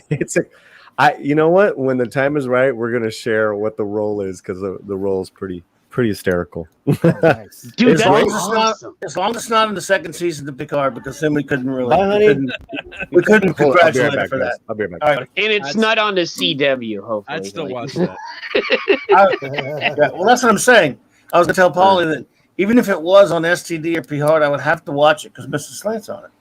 Yeah, I know. That would we would not all be- do that. we would Just not so wanna you do know. We'll be that, on Yeah. it to watch Mrs. Slant. They're gonna make like I said, Paulie was saying earlier, Midnight's Edge has decided that they really hate his guts and they're gonna torture him by making him watch Picard. Oh, No, I think they mean season 1 and 2. If I'm not, if I'm not mistaken, they're gonna dude. make. I'll have to ask if they're gonna make them backtrack. oh, The horror. oh. I mean, wow, Oh. I mean, they really don't like you if they're making you do that, man. Dude. What'd you do, man? Picard was worse than STD, and I've watched every minute of New It Trek. was. I mean, It was worse. Yeah. I think Yeah. it's because you're watching a character that I always liked him and everything, but he's beloved to so many people. To watch him be destroyed. I mean, that the filth that is STD does destroy Pike and Spock, but it's a minimal thing. It's not all about them. It's not constantly devoted to tearing their character down. It just makes the jokes out of them. This whole thing is about debasing and defiling the character of Jean-Luc Picard. Plus, the story makes no sense. Why did the android Yeah. leave the planet? I mean, the story is totally nonsensical, and there's so many plot threads None of hanging. it makes sense. Why do they have an elf fighting with a sword in the future? By Why- idiots. Like, you know, why do they have legs in the Paul, I'm back. Well, Paul, my question is: are they making you watch the first season and then the second, or just the upcoming? Yeah, I think it's called Suffering Picard. It is. They must be mad at you, man. Yeah. You know, well, What did you do?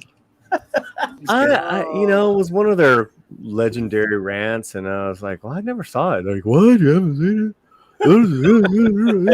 History I'm loves like, company. I've heard so much bad shit from you, from you guys. Why would I see it? Yeah, exactly. I mean, the reviews are just legendary from you guys.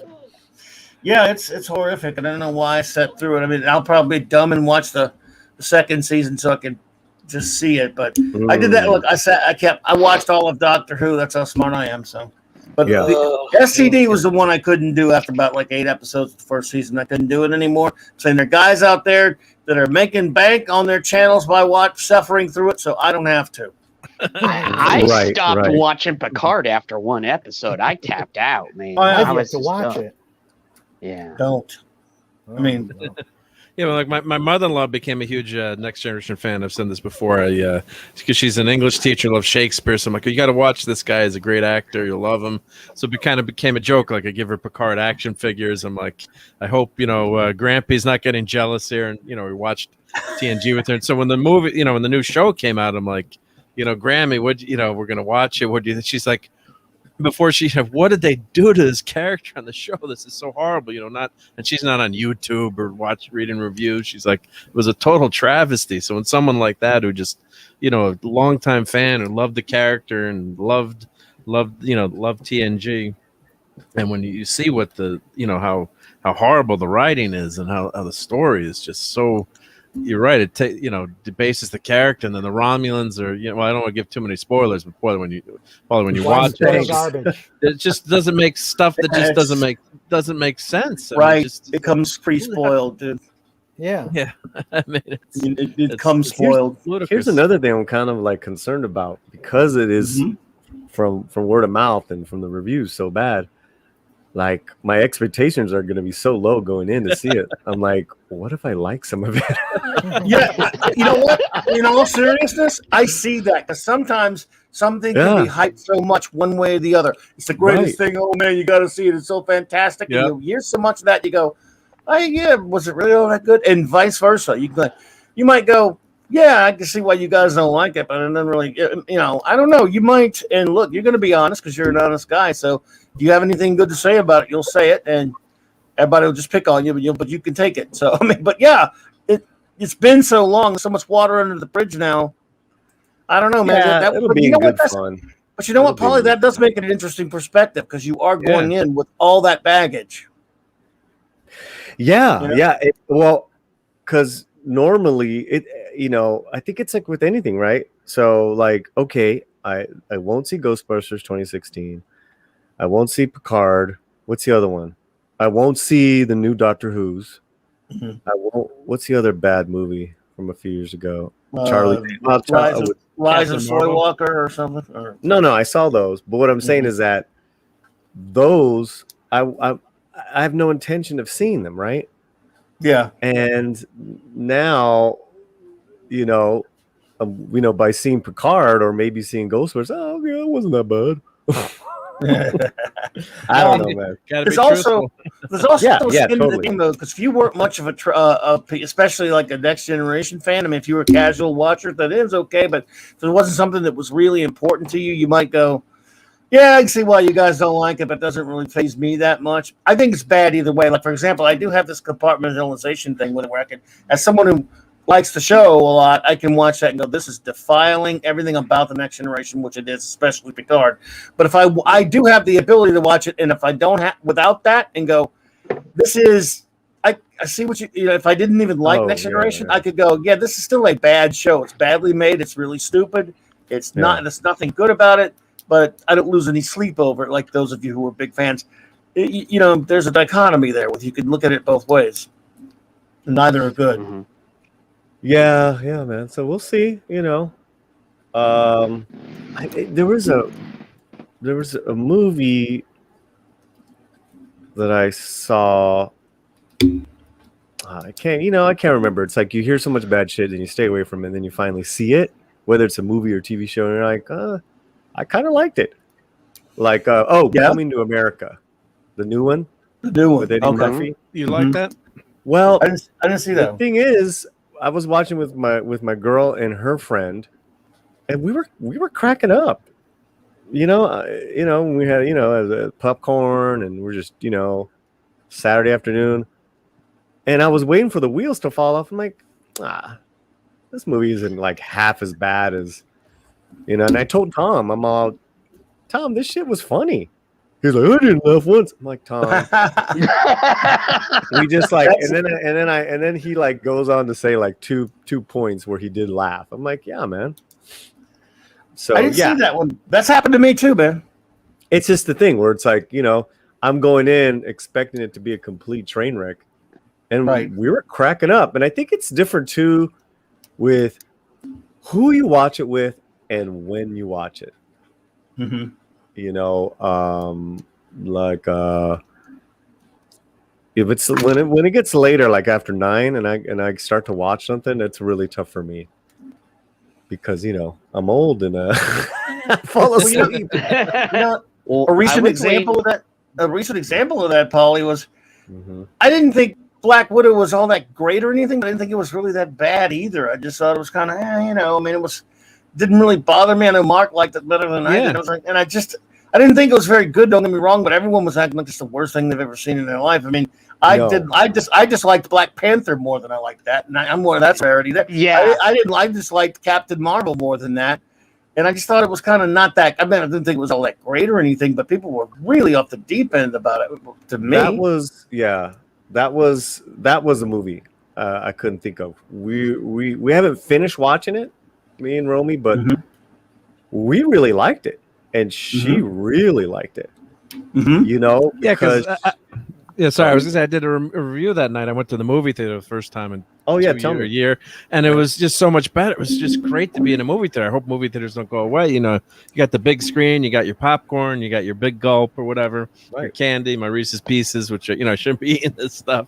But it's just, I think too, when you watch in a movie theater, you're focused on the movie. You know, half the time when I'm watching a movie, then I start going on Twitter, and my Mrs. D yells at me, turn the computer off and just watch the movie. You know, you're trying to do emails or something. So I think that movie theater experience just improves things so much. And I like the movie. And I did a review when I came home that night on YouTube, and I'm like, I thought this was good. And then I'm listening to all these people say, it's the end of the world. And I kind of felt like you with, coming to America. It was like, it wasn't bad. I mean, it wasn't, don't get me wrong, it wasn't, Raiders of the Lost Ark, but it was a fun movie going experience. And the story was good. The characters were good. There were some good, moments with them. And I really, really liked it. So, and it should have come out after Civil War. That was That's the thing, right? That's a different argument. But they're showing off Scarlett Jo's assets. It's a good looking woman still, gorgeous. And it's like you'd think that it was like the way the activist media marketing was like it was going to be this march to butchery, and it was like, oh, this is pretty sexy. And this and Florence Pugh was absolutely delightful. Yeah, she was great. Yeah, she was great. And then Dave Harbour's the shit. He was hysterical. Yeah. So I mean, we haven't finished watching it, but we're like, this is pretty good. Have you seen the dinner table scene yet when they all sit down to have dinner? Yeah. I thought that was the best scene. I thought that was funny. Man, again, I've seen worse, is all I'm saying. And they were acting like, it's fine if you don't like it. It's cool if no one liking it. Yeah. But they were acting like it was, this is the most horrific thing that, look, here's the thing for me. And Clobby knows me.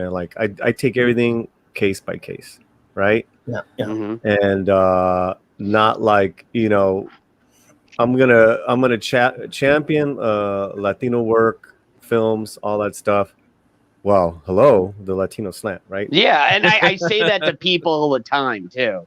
I was like, hello, look at his name in the title. Like, right. And you just, so In the Heights got incredible backlash and this bullshit activist marketing, and it's not an activist film. It's not woke at all. It's an American immigrant story, and it doesn't. You would never fucking know that. Yeah. And unless you watch it, it's a completely delightful film. It's a little long, and if you like music, you're gonna love it. And it's got some eye candy. But other YouTubers were like, woke trash, critical race theory. I'm like, shut the fuck up, man. I wish I actually do have a Mexican Iron Man muzzle on me, meaning that we go hand and foot. Like, he's like, take it easy, Paul. Don't be Malcolm X just yet, because trust and believe, man. I hold back a lot. I know you do. Unlike me sometimes where I don't. So it's just like, so the best way I could do it is like, all right, let me do my review. Let me champion shit that I believe in. If I don't like it, then I'm gonna let you know. But it's like some of our and you got to be political about this, right? The YouTubers that we know and love. Sometimes they get on an onda, on a thing where it's just like, no matter what, they're gonna find something to hate about it and just go off on it. Like, I want to see What If. I know the cartoon, the imagery doesn't look great, but Mark D was saying that the animation looks great. I'm like, I want to see it. Good, yeah. Actually, I watched it last night, and I was just like, there was something that bothered me, but the animation, there was actually tons of Easter eggs and everything, but it just, it didn't appeal to me. But the animation and everything else was great, but I was just like, yeah. But I am gonna, I'll watch it later. There was some story and stuff, but I just something wasn't there. I would rather have a Howard the Duck What If. So. You might. You never know. You might get one. Love the What Ifs. Well, that's I think Paulie brings up a good point too. It's like we're all viewing this stuff, with the SJW critical race theory, and sometimes it contaminates how you look at a movie. Like, with like Black Widow, you're thinking it's going to be, you're looking for stuff when if you watched the movie 15, 20 years ago. I mean, we were talking last night. There's always kind of a leaning or maybe one-off lines or some things you could say, but it wasn't the overall movie we could say was just totally off the rails. But you got Paulie's right. You just got to go watch the movie, have an open mind, and if you like it, say you like it. Don't be scared to say. Well, I tried to do that right? with Suicide Squad too. I tried to go in there with an open mind because I love Suicide Squad in the comics. I loved them.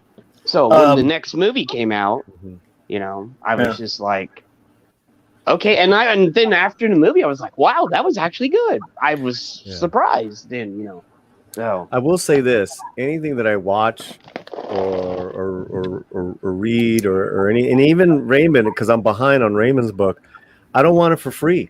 I want to buy whatever it is. I'm gonna fucking review because I don't want to be tainted on any level.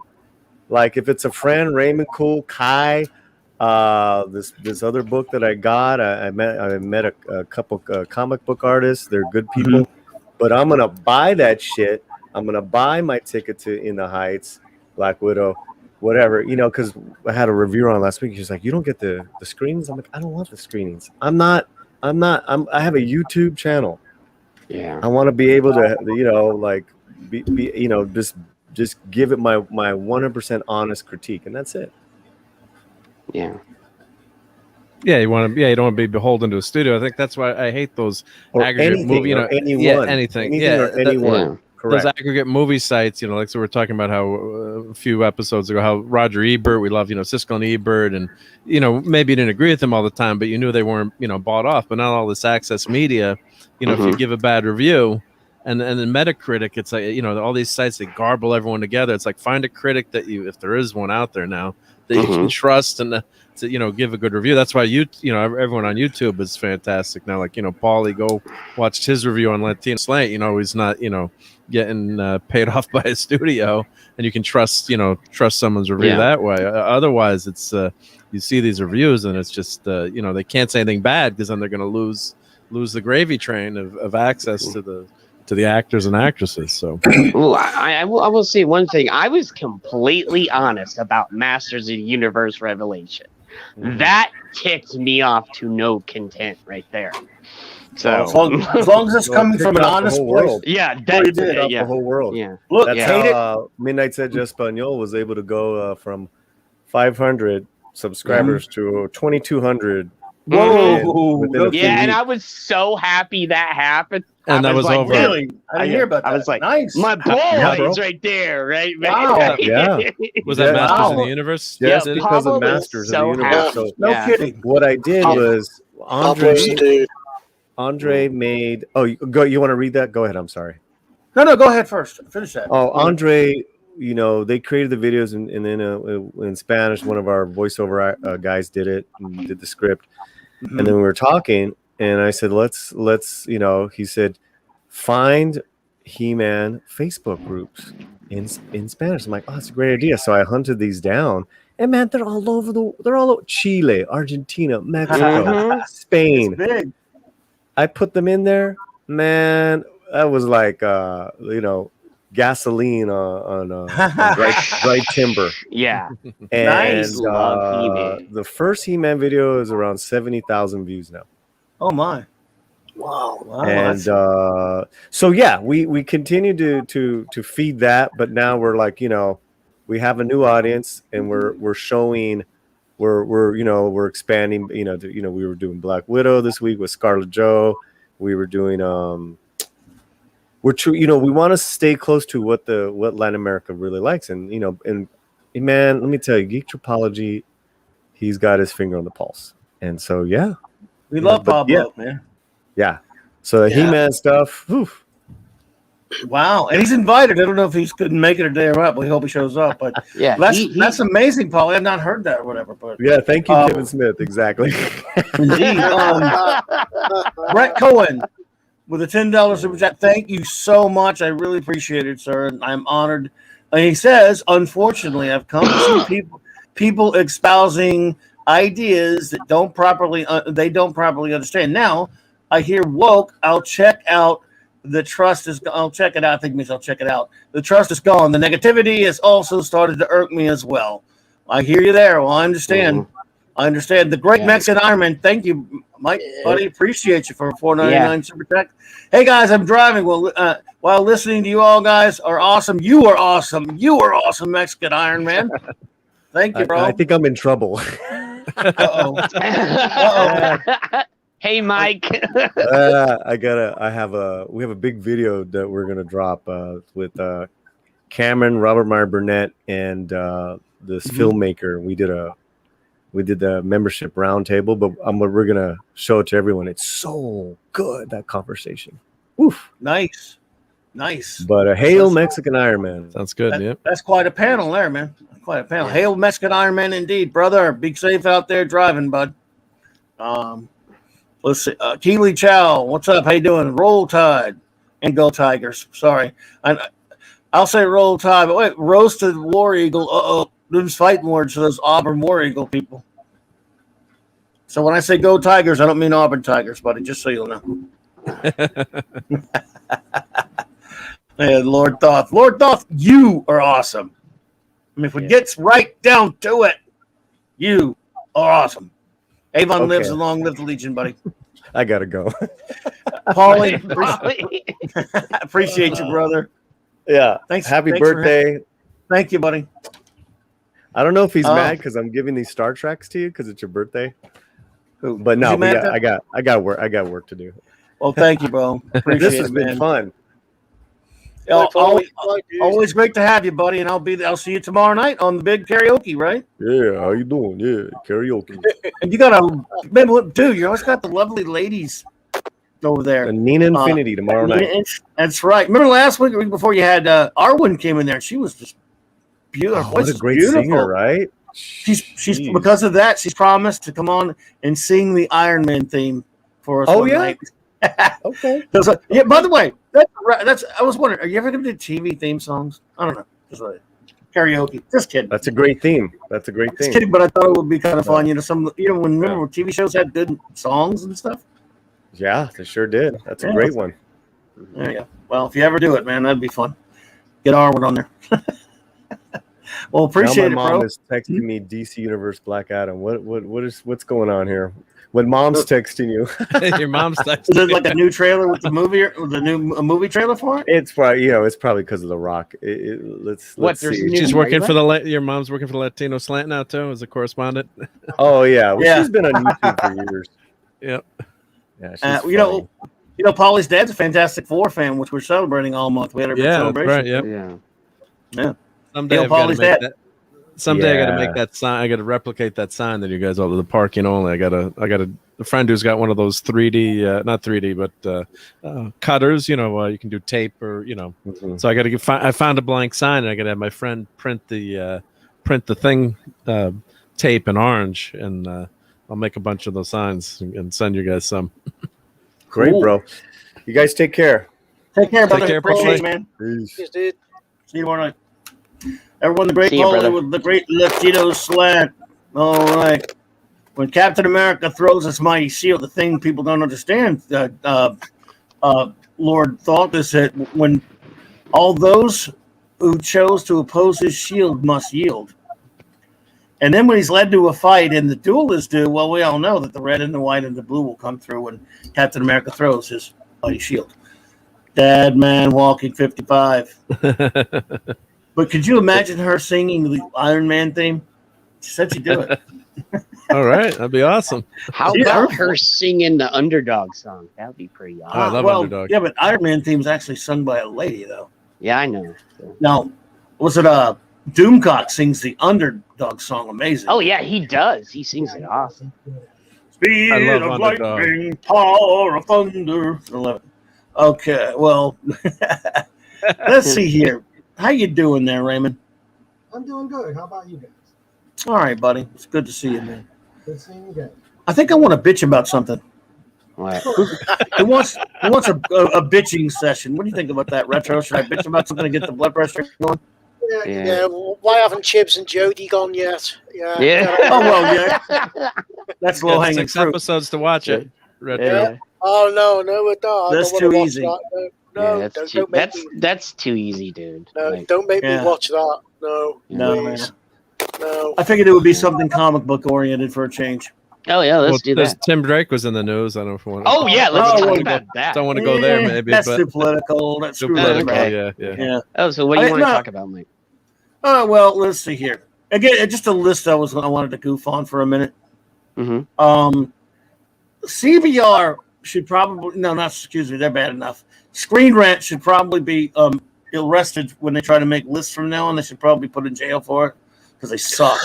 Oh, Yeah. they're shills. Yeah, They're they shills do. just like CBR is now. So Well, they're shills, but they also are dumbasses when they yeah. When, Well, it's just CBR was the Mike. CBR was the one that said Captain America didn't love America anymore on 4th of July. So yeah, they're terrible. So is Screen Rant sucks. Yeah. The top 10 essential works. In other words, 10 essential works to read by Alan Moore. They got them ranked. Okay. First of all, who gave them permission to make a list like this without me? Dude, Because Alan Moore. Yeah. This ranking is stupid. And by the way, everyone, I got someone got on to me for posting this on Facebook and like got all serious, like it's just an opinion, dude. I said, "Oh, come on, I'm just goofing on them. What the hell? I know we're all kidding around here. They can have whatever stupid ass opinion they want. However, all right, number 10, Miracle Man / Marvel Man. Are you kidding me at 10? This is top 5 stuff, you jagoffs. Yeah, I know. They don't know what they're talking about, Mike. By the way, I'm not. By the way, for those who knows, I'm just tongue in cheek. I'm not really pissed off. I'm just goofing off. Okay. But anyway, you did take your blood pressure medication today, right? I did. Yeah, all they did with like Monkey said, they just Googled books by Alan Moore, and like, well, you know what supports that kind of, because I don't think they've probably read all of these. I mean, most people they haven't. All, all right, but this is a great one. But it's possible to have read this one. But some. All right, look, the Bo Jeffrey saga is good. It's nowhere near in the top 20 of his work. Everyone, to be honest. Tom Strong is great. I don't know about it being top 10er, but at least that's something that's I can see it being in there. We'll go quick, everyone. Don't worry. Top 10 belongs in the top 10 somewhere, but at the bottom rung, so that's okay. This is a great comic. Tom Strong was a great comic. Don't get me wrong. Batman: The Killing Joke's a little. Yeah, it was good. Batman: The Killing Joke's a little high, to be honest. I don't know if it belongs that high. Maybe in the top 10. He's done way better stuff. I would like say 7 or 8. Maybe 10. Anywhere from 7 to 10. Somewhere. I mean, if I make a 10, I'm not sure it makes my 10. To be honest with you. Yeah. In fact, I'm not. It makes my may not make my 20, but that's just me. Yeah. Prometheus way too. It don't belong in the top 10. It's pretty disgusting, to be honest with you. This book is. It may not look like it, but man, this book is really. Yeah, it's sick. I wouldn't put it anywhere near 5. It's sick. Like I wouldn't even say like 15. Like no, piss off at that. I wouldn't put it in the top 30. V for Vendetta is a top 10er probably for sure. Yeah, that V for Vendetta, I would say maybe 5 or 6. Maybe again, I'm not sure what order I would have. I just know it's not. I just know it's fine in the top 10. It'd be higher up. Yeah. The Swamp Thing one's definitely top 10 material, though he did it so long. I mean, it would be in my lower top 10, to be honest. Yeah. But it's still great. Now, here's ridiculous. You got number 1 at number 2. Watchmen's number 1. I'm sorry. I hate to be cliched or be like along with the crowd. Watchmen's number 1. He's never topped it. Yeah. That is his. I would say that is his pinnacle of ever doing anything was Watchmen. So. And I agree with you there. And at number, because there's so many comics that aren't in this list that should be. His number 1 doesn't even belong in his top 10, in my opinion, or in his top 20.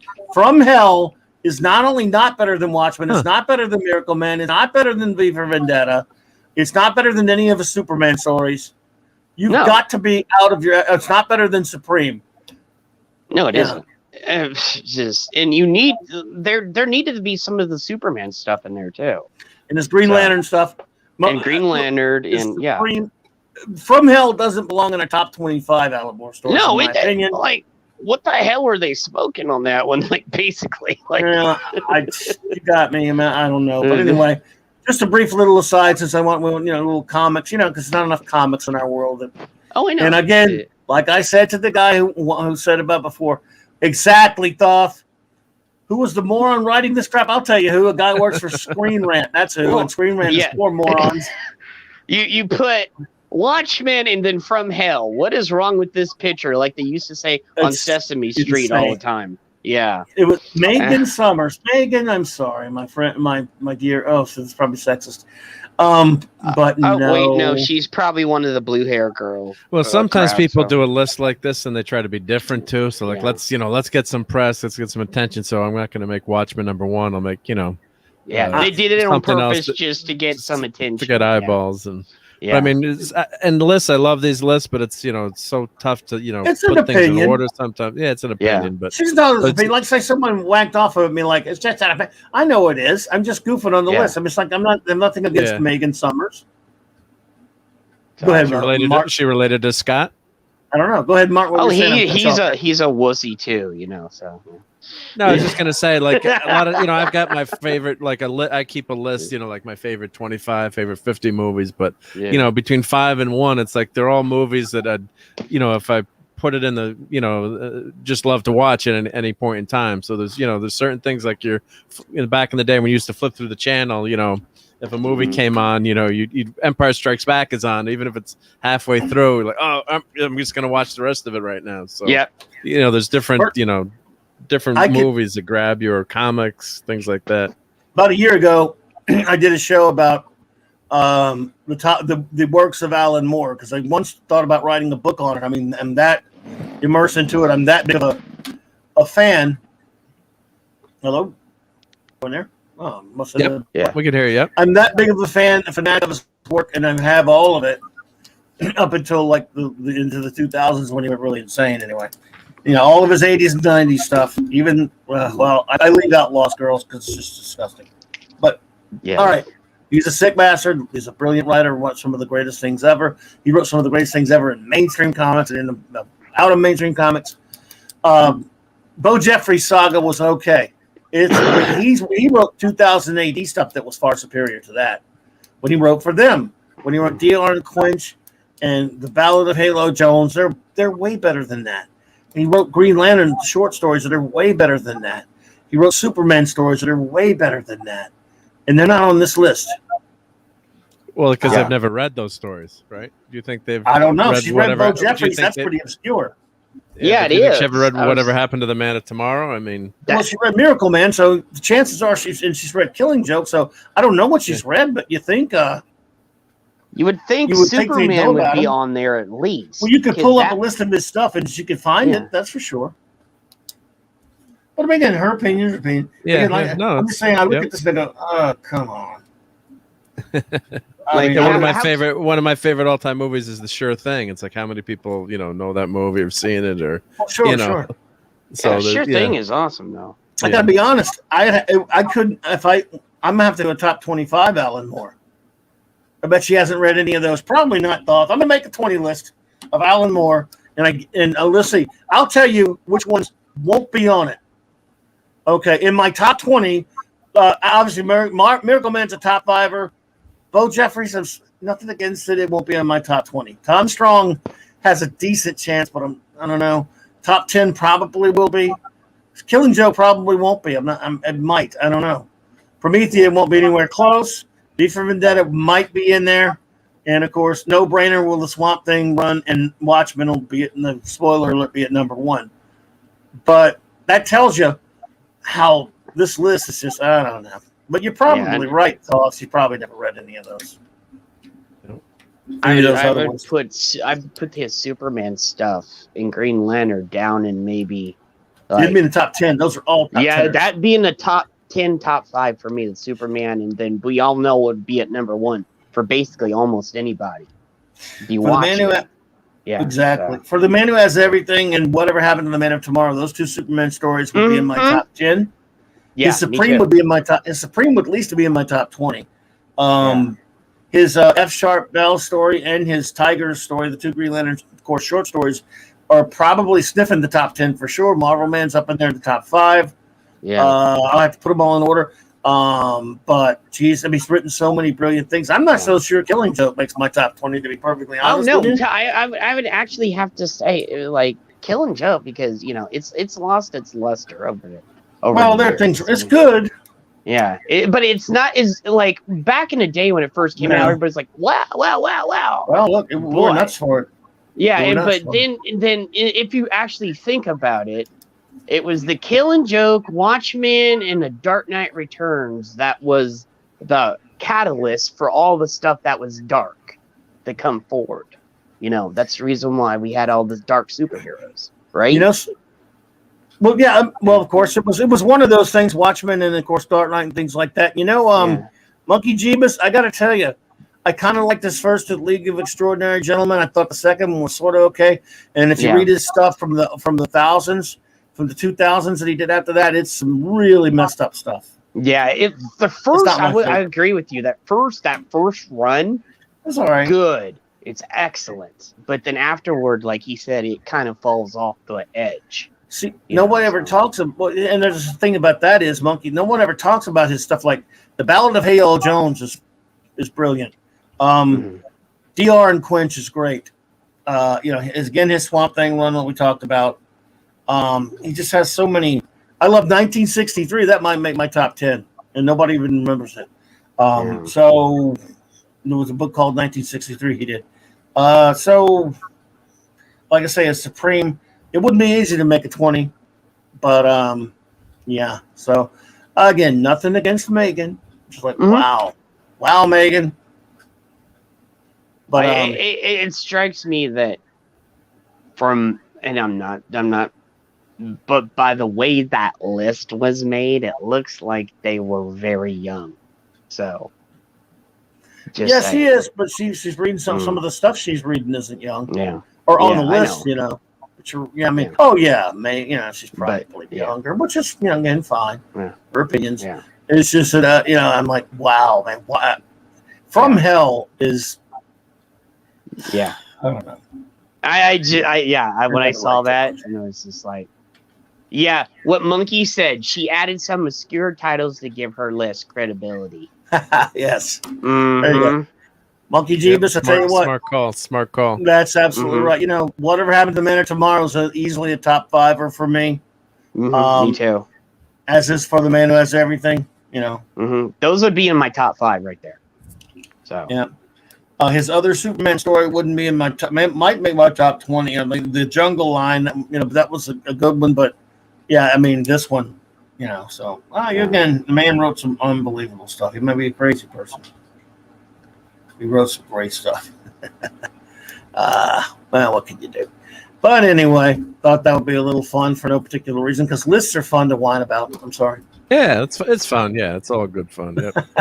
And some of it just could be like we said, just to get eyeballs and get a reaction, right? I mean, yeah. So, but I can see, I can see where Watchmen has got to be number one. I just remember, reading that book. I was on vacation, reading at the beach, and then my wife, Mrs. D, is like, "Could you put that down?" I'm like, it was. I'm like, waiting for dinner. I'm like, grab that book away.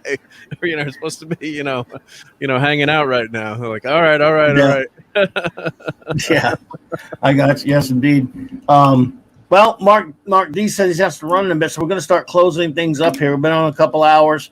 I have to run out anyway too, but I wanted to get a little stream in, but it looked like I wasn't going to be able to before this thing started with some technical problems I had. And here comes the horrible weather we're about to get. So, have you been getting the weather we've been having? I don't know what you've been getting, dude. But our buddy Pat S lost power. But okay. But let's see.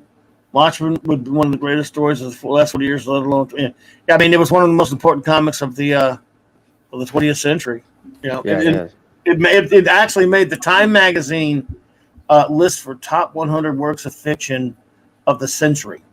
Yeah. And it's as much as we like to hate on it, we cannot deny that it is one of the most important works of art that ever made. Yep. So, and I don't hate on it. I love it. It's one of my, I've always been the ultimate. I do. Well, the only reason why I say that is because it brought in that dark, grim, gritty. We all have, that. Oh period. no, yeah, it's got a You rap for that. I Yeah, hate all that- the other attempts to touch it. What I can't stand Yeah. though, like Yeah. the sequels to it. Yeah. Snyder's the movie sequels are bothers god me. awful. Yeah, So. Snyder's movie bothers me in some ways. And Well, that was one of the to reasons be I started honest, the channel. if it wasn't for the Dark Knight Returns and the Watchmen, Snyder would have never been influenced the way he'd been. Well, it was one of them. Yeah, I mean, it was Yeah, a dark so- influence on a lot of things, but So yeah. Well, I got a couple of quick things to show if that's okay. Then we Oh, can- sure. Yeah. We'll wrap go up ahead, in a minute. brother. Let me blow this shirt off. So here we go. So here's one of my favorite Sue Storm That's nice. statues. Yep. So Wow. So we'll That is- Dude, that's Spin her around. awesome. yeah. yeah, it's a nice A little more Fantastic Four celebrating here. So I figure we'd show that. She's a badass Sue in this one. Yeah. So I think this was a solo statue. There wasn't, normally they come out with a set of statues, and this one was just Sue. I think it was a Diamond Select, if I'm remembering right. Zoom in on her, but yeah, they did a nice job with the face and the pose. It's kind of like she looks, she's ready to have a force shield go up, and of course, the way when she's written, well, she technically you could say she's the most powerful member of the Fantastic Four. Well, with, she is the most powerful. Yeah, with the way she could use her force shields and Because if you suffocate people and She's Because if powerful, you- if you go and watch when she turned into Malice, she used her powers at 100%.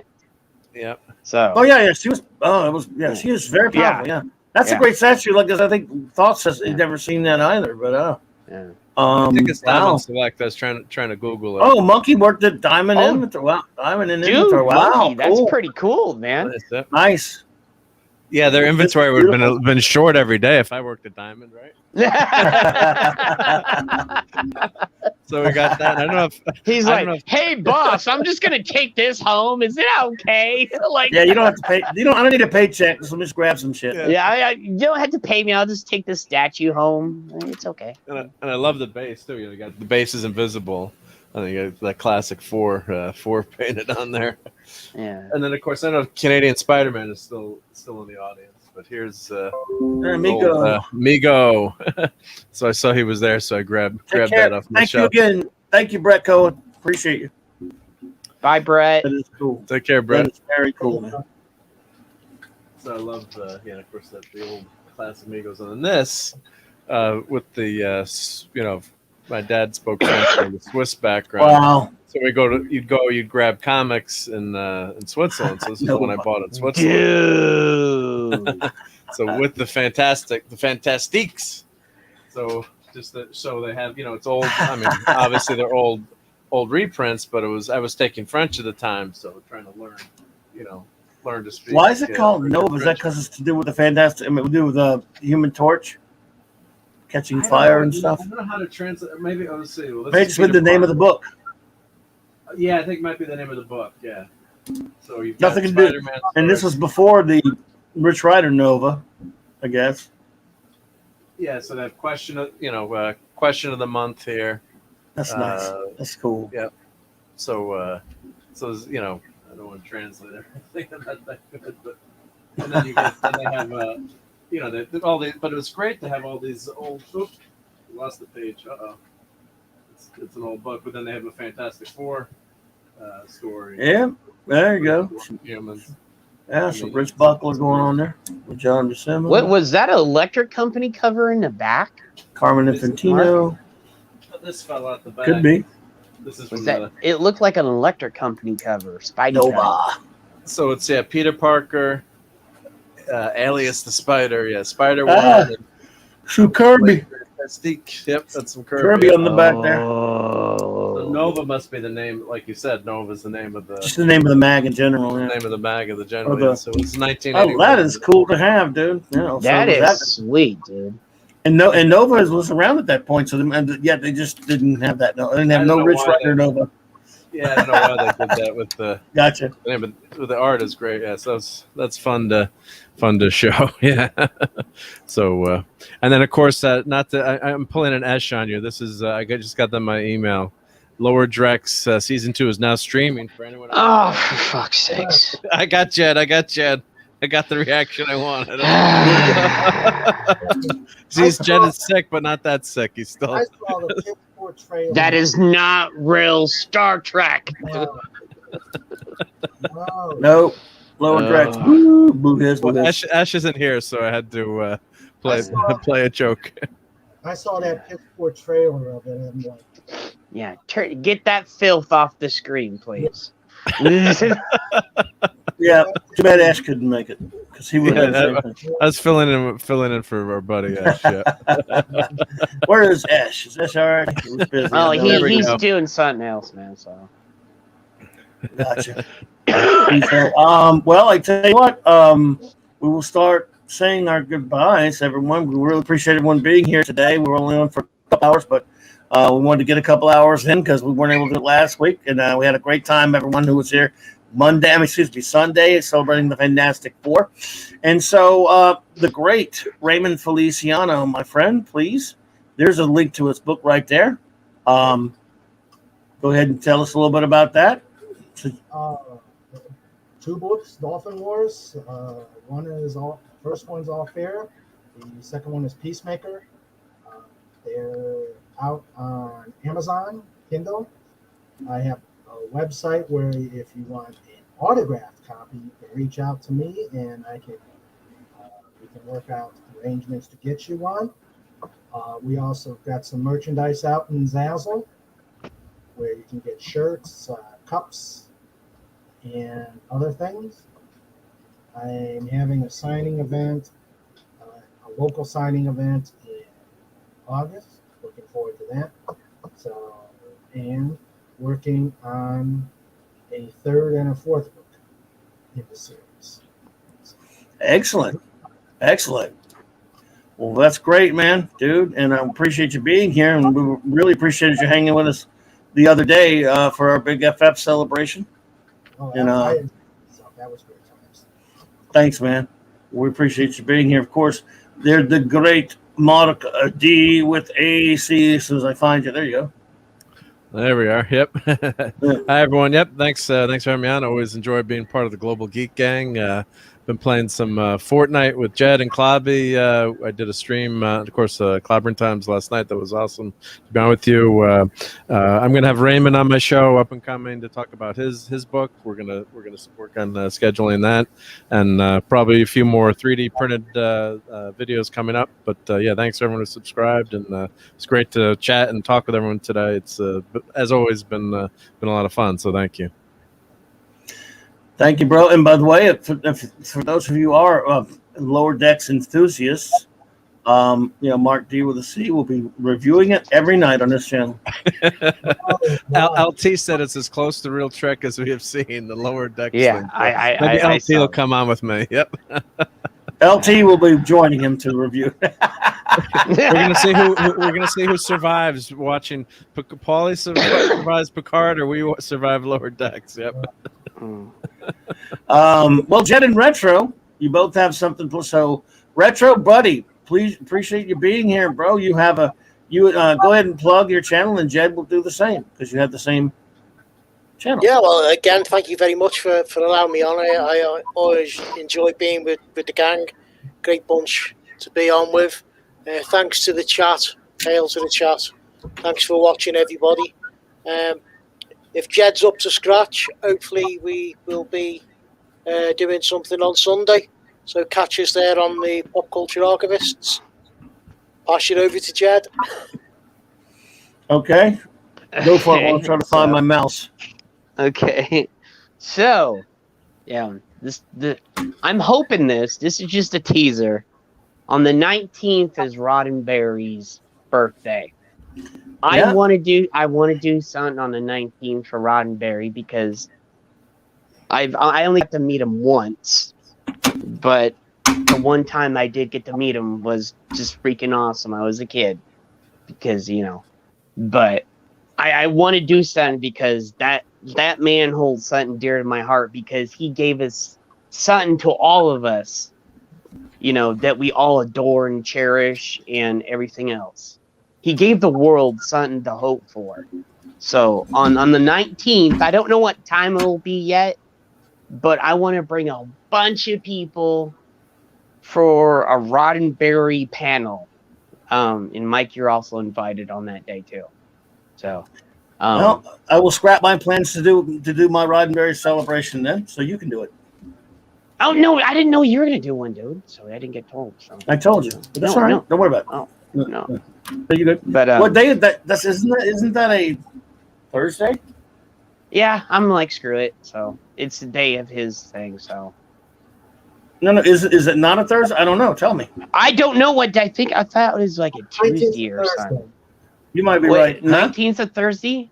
Yeah, 19th of Thursday. Oh, we should just do it on the Global Geek Gang then. Well, you can do it.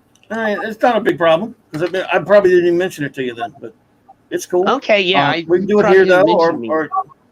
but Yeah, PGG well, is a good okay. word. Here's the thing: Good. if we're doing it on the Global Geek Gang, I'll scrap ours. Okay, so because we'll be over here anyway. So, me and Mike will work it out. So, yeah, we were doing something for Roddenberry because we all love this man. He gave the world something and a vision of hope.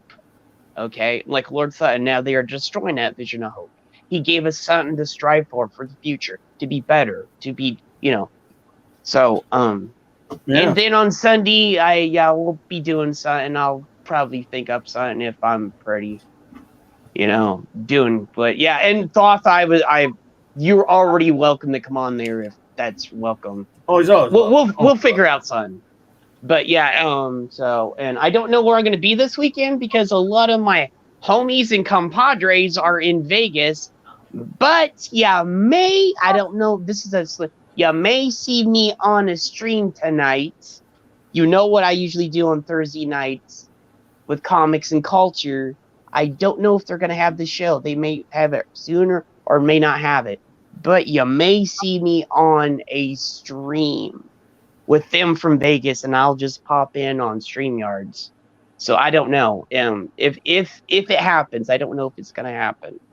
So, but over the weekend, I don't know how the schedule is gonna be because basically everybody I go to streams are in Vegas, and we all got left behind. So, isn't Father Miller? Yeah, he's even one over there. Yeah, so he's there.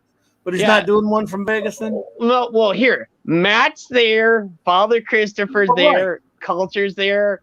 Comics is there. Like, everybody that I go on with is in Vegas. Oh, we can still join by the magic of the internet, though, right? Yeah. So I'm put up a Vegas background. Yeah. I already talked. I already DM I am Culture to see if they were gonna do something. So if you are, I will set it ahead of time.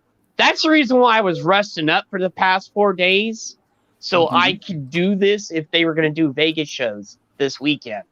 So I didn't do anything and I had stuff to do on Tuesday, but I skipped Monday, Tuesday, Wednesday, and then, because I got sick. So I did do like one thing the night before. But, I play like Fortnite sometimes at Mark at night, but that's not taxing as the other stuff is. So. Well, if any of those guys I know that Friday Night Tights is going to do a broadcast. Yeah, they are going to do a Vegas stream. Culture and them said they may have a stream and stuff, so I may show up there, but I don't know. Okay. So everybody keep an eye on Twitter and Minds and Facebook for this weekend. So I may show up at random times because there's no schedule this weekend, except for Sunday. Our stream will be going on at the normal time, hopefully, and in case we might have to move it back or whatever. So, Thank you guys. And I would have got to say this, without you guys in the chat and without the people that listen to it in the future, you guys are the ones that help us. And thank you. And I want to thank everybody that's on the panel with Retro and Raymond and Mark and everybody that's been on the panel, Polly, Nick, and everybody that's in Vegas. We all love you guys. Come back home safe so we can do more streams and stuff, you know? So thank you, Mark. Thank you. And I wanted to say one more thing. Thank you, Jed. Yep. Happy birthday to this man right here. He's been my brother for the better half of a decade to Clobberin. I call him Mike because that's how I met him. That's how I knew him for. So I just want to say a big, because I haven't got to say it on voice yet, a big happy birthday to my brother. No, unbirthday. It's not my birthday today. It's not my birthday. Well, belated Happy unbirthday. Happy unbelated unbirthday. It's not even my unbirthday today, so I don't know what you're talking about. I said belated. Oh yeah. Okay. Thank you. Yeah. Thank you, Jeff. So, Appreciate because it. because you know this man right here, he means a lot to me. He's been my rock, you know, Clobberin, but yeah, he's been my rock for a lot of things. So that's a good pun intended. yeah, I know. It's your rock for a lot of things. Yeah, so I can't explain how much he's been important in my life to a lot of things. So I just want to put that out there. Well, thanks, man. Appreciate it. Thank you, and thank you everyone who was here with us. Like Jed said, Polly who had to run, and thank you Raymond, thank you Retro, thank you Mark, thank you Jed, and thank you great audience out there. Thanks for the super chats, and thank you everyone for watching today. The great Lord Thoth, D-Bud, Buddy, your Muslim uncle, Snortapoopus, Q Burr, the man. Let's see who else we have here. I know we have more than that, but let's see. I can't remember them all. But okay, Monkey Jeebus, it was great to see you here. Thank you so much. Keely Chow, thank you. Brett Cohen had to run, I believe, but thank you, Brett Cohen. Thank you to everyone. If we missed anyone, Dadman Walking was here earlier. Dadman, appreciate you. Appreciate everyone who was here. Can't remember them all. Oh, Captain is Decorator Replicant Spock. Hey, Cockney. Thank you, my friend. You take care. He's human. No, I'm not. Unlike Picard. He's human. Hey, I'm not risking the wrath of Doomcock. Doomcock, love you, brother. He's a replicant. No, I said that, and I said that. I know, I saw said that, and I was like, "Yeah, I respect you, brother. You know that." I was actually shocked. I was actually shocked when he answered you. I was shocked too like when that. Doomcock answered me too. I was like, "Wow." Oh, Brett just saying a super. Brett, thank you again. Thank you so much for that. Happy belated birthday. 21 again. Now you're young. Yeah, I am younger than Ash. It's about time I was younger than somebody. Yeah. So, thank you, Brett, so much for that. I really appreciate it. Thank you all, folks. And of course, as always, all of our dear friends who are out there why should we feel sorry for you? You're out there having fun in Vegas. But we're gonna wish you well anyway, even though we're jealous. But seriously though, all of our wonderful friends out there, please have a great time in Vegas. Our hearts are with you. And especially to my good buddy, the great Stone Loki, who made this outro for me. So good day, everyone. Have a wonderful rest of the week, and I'll see you on Saturday night Star Trek, 9 p.m. Central Standard Time, back on Clobberin Times. Good day and evening.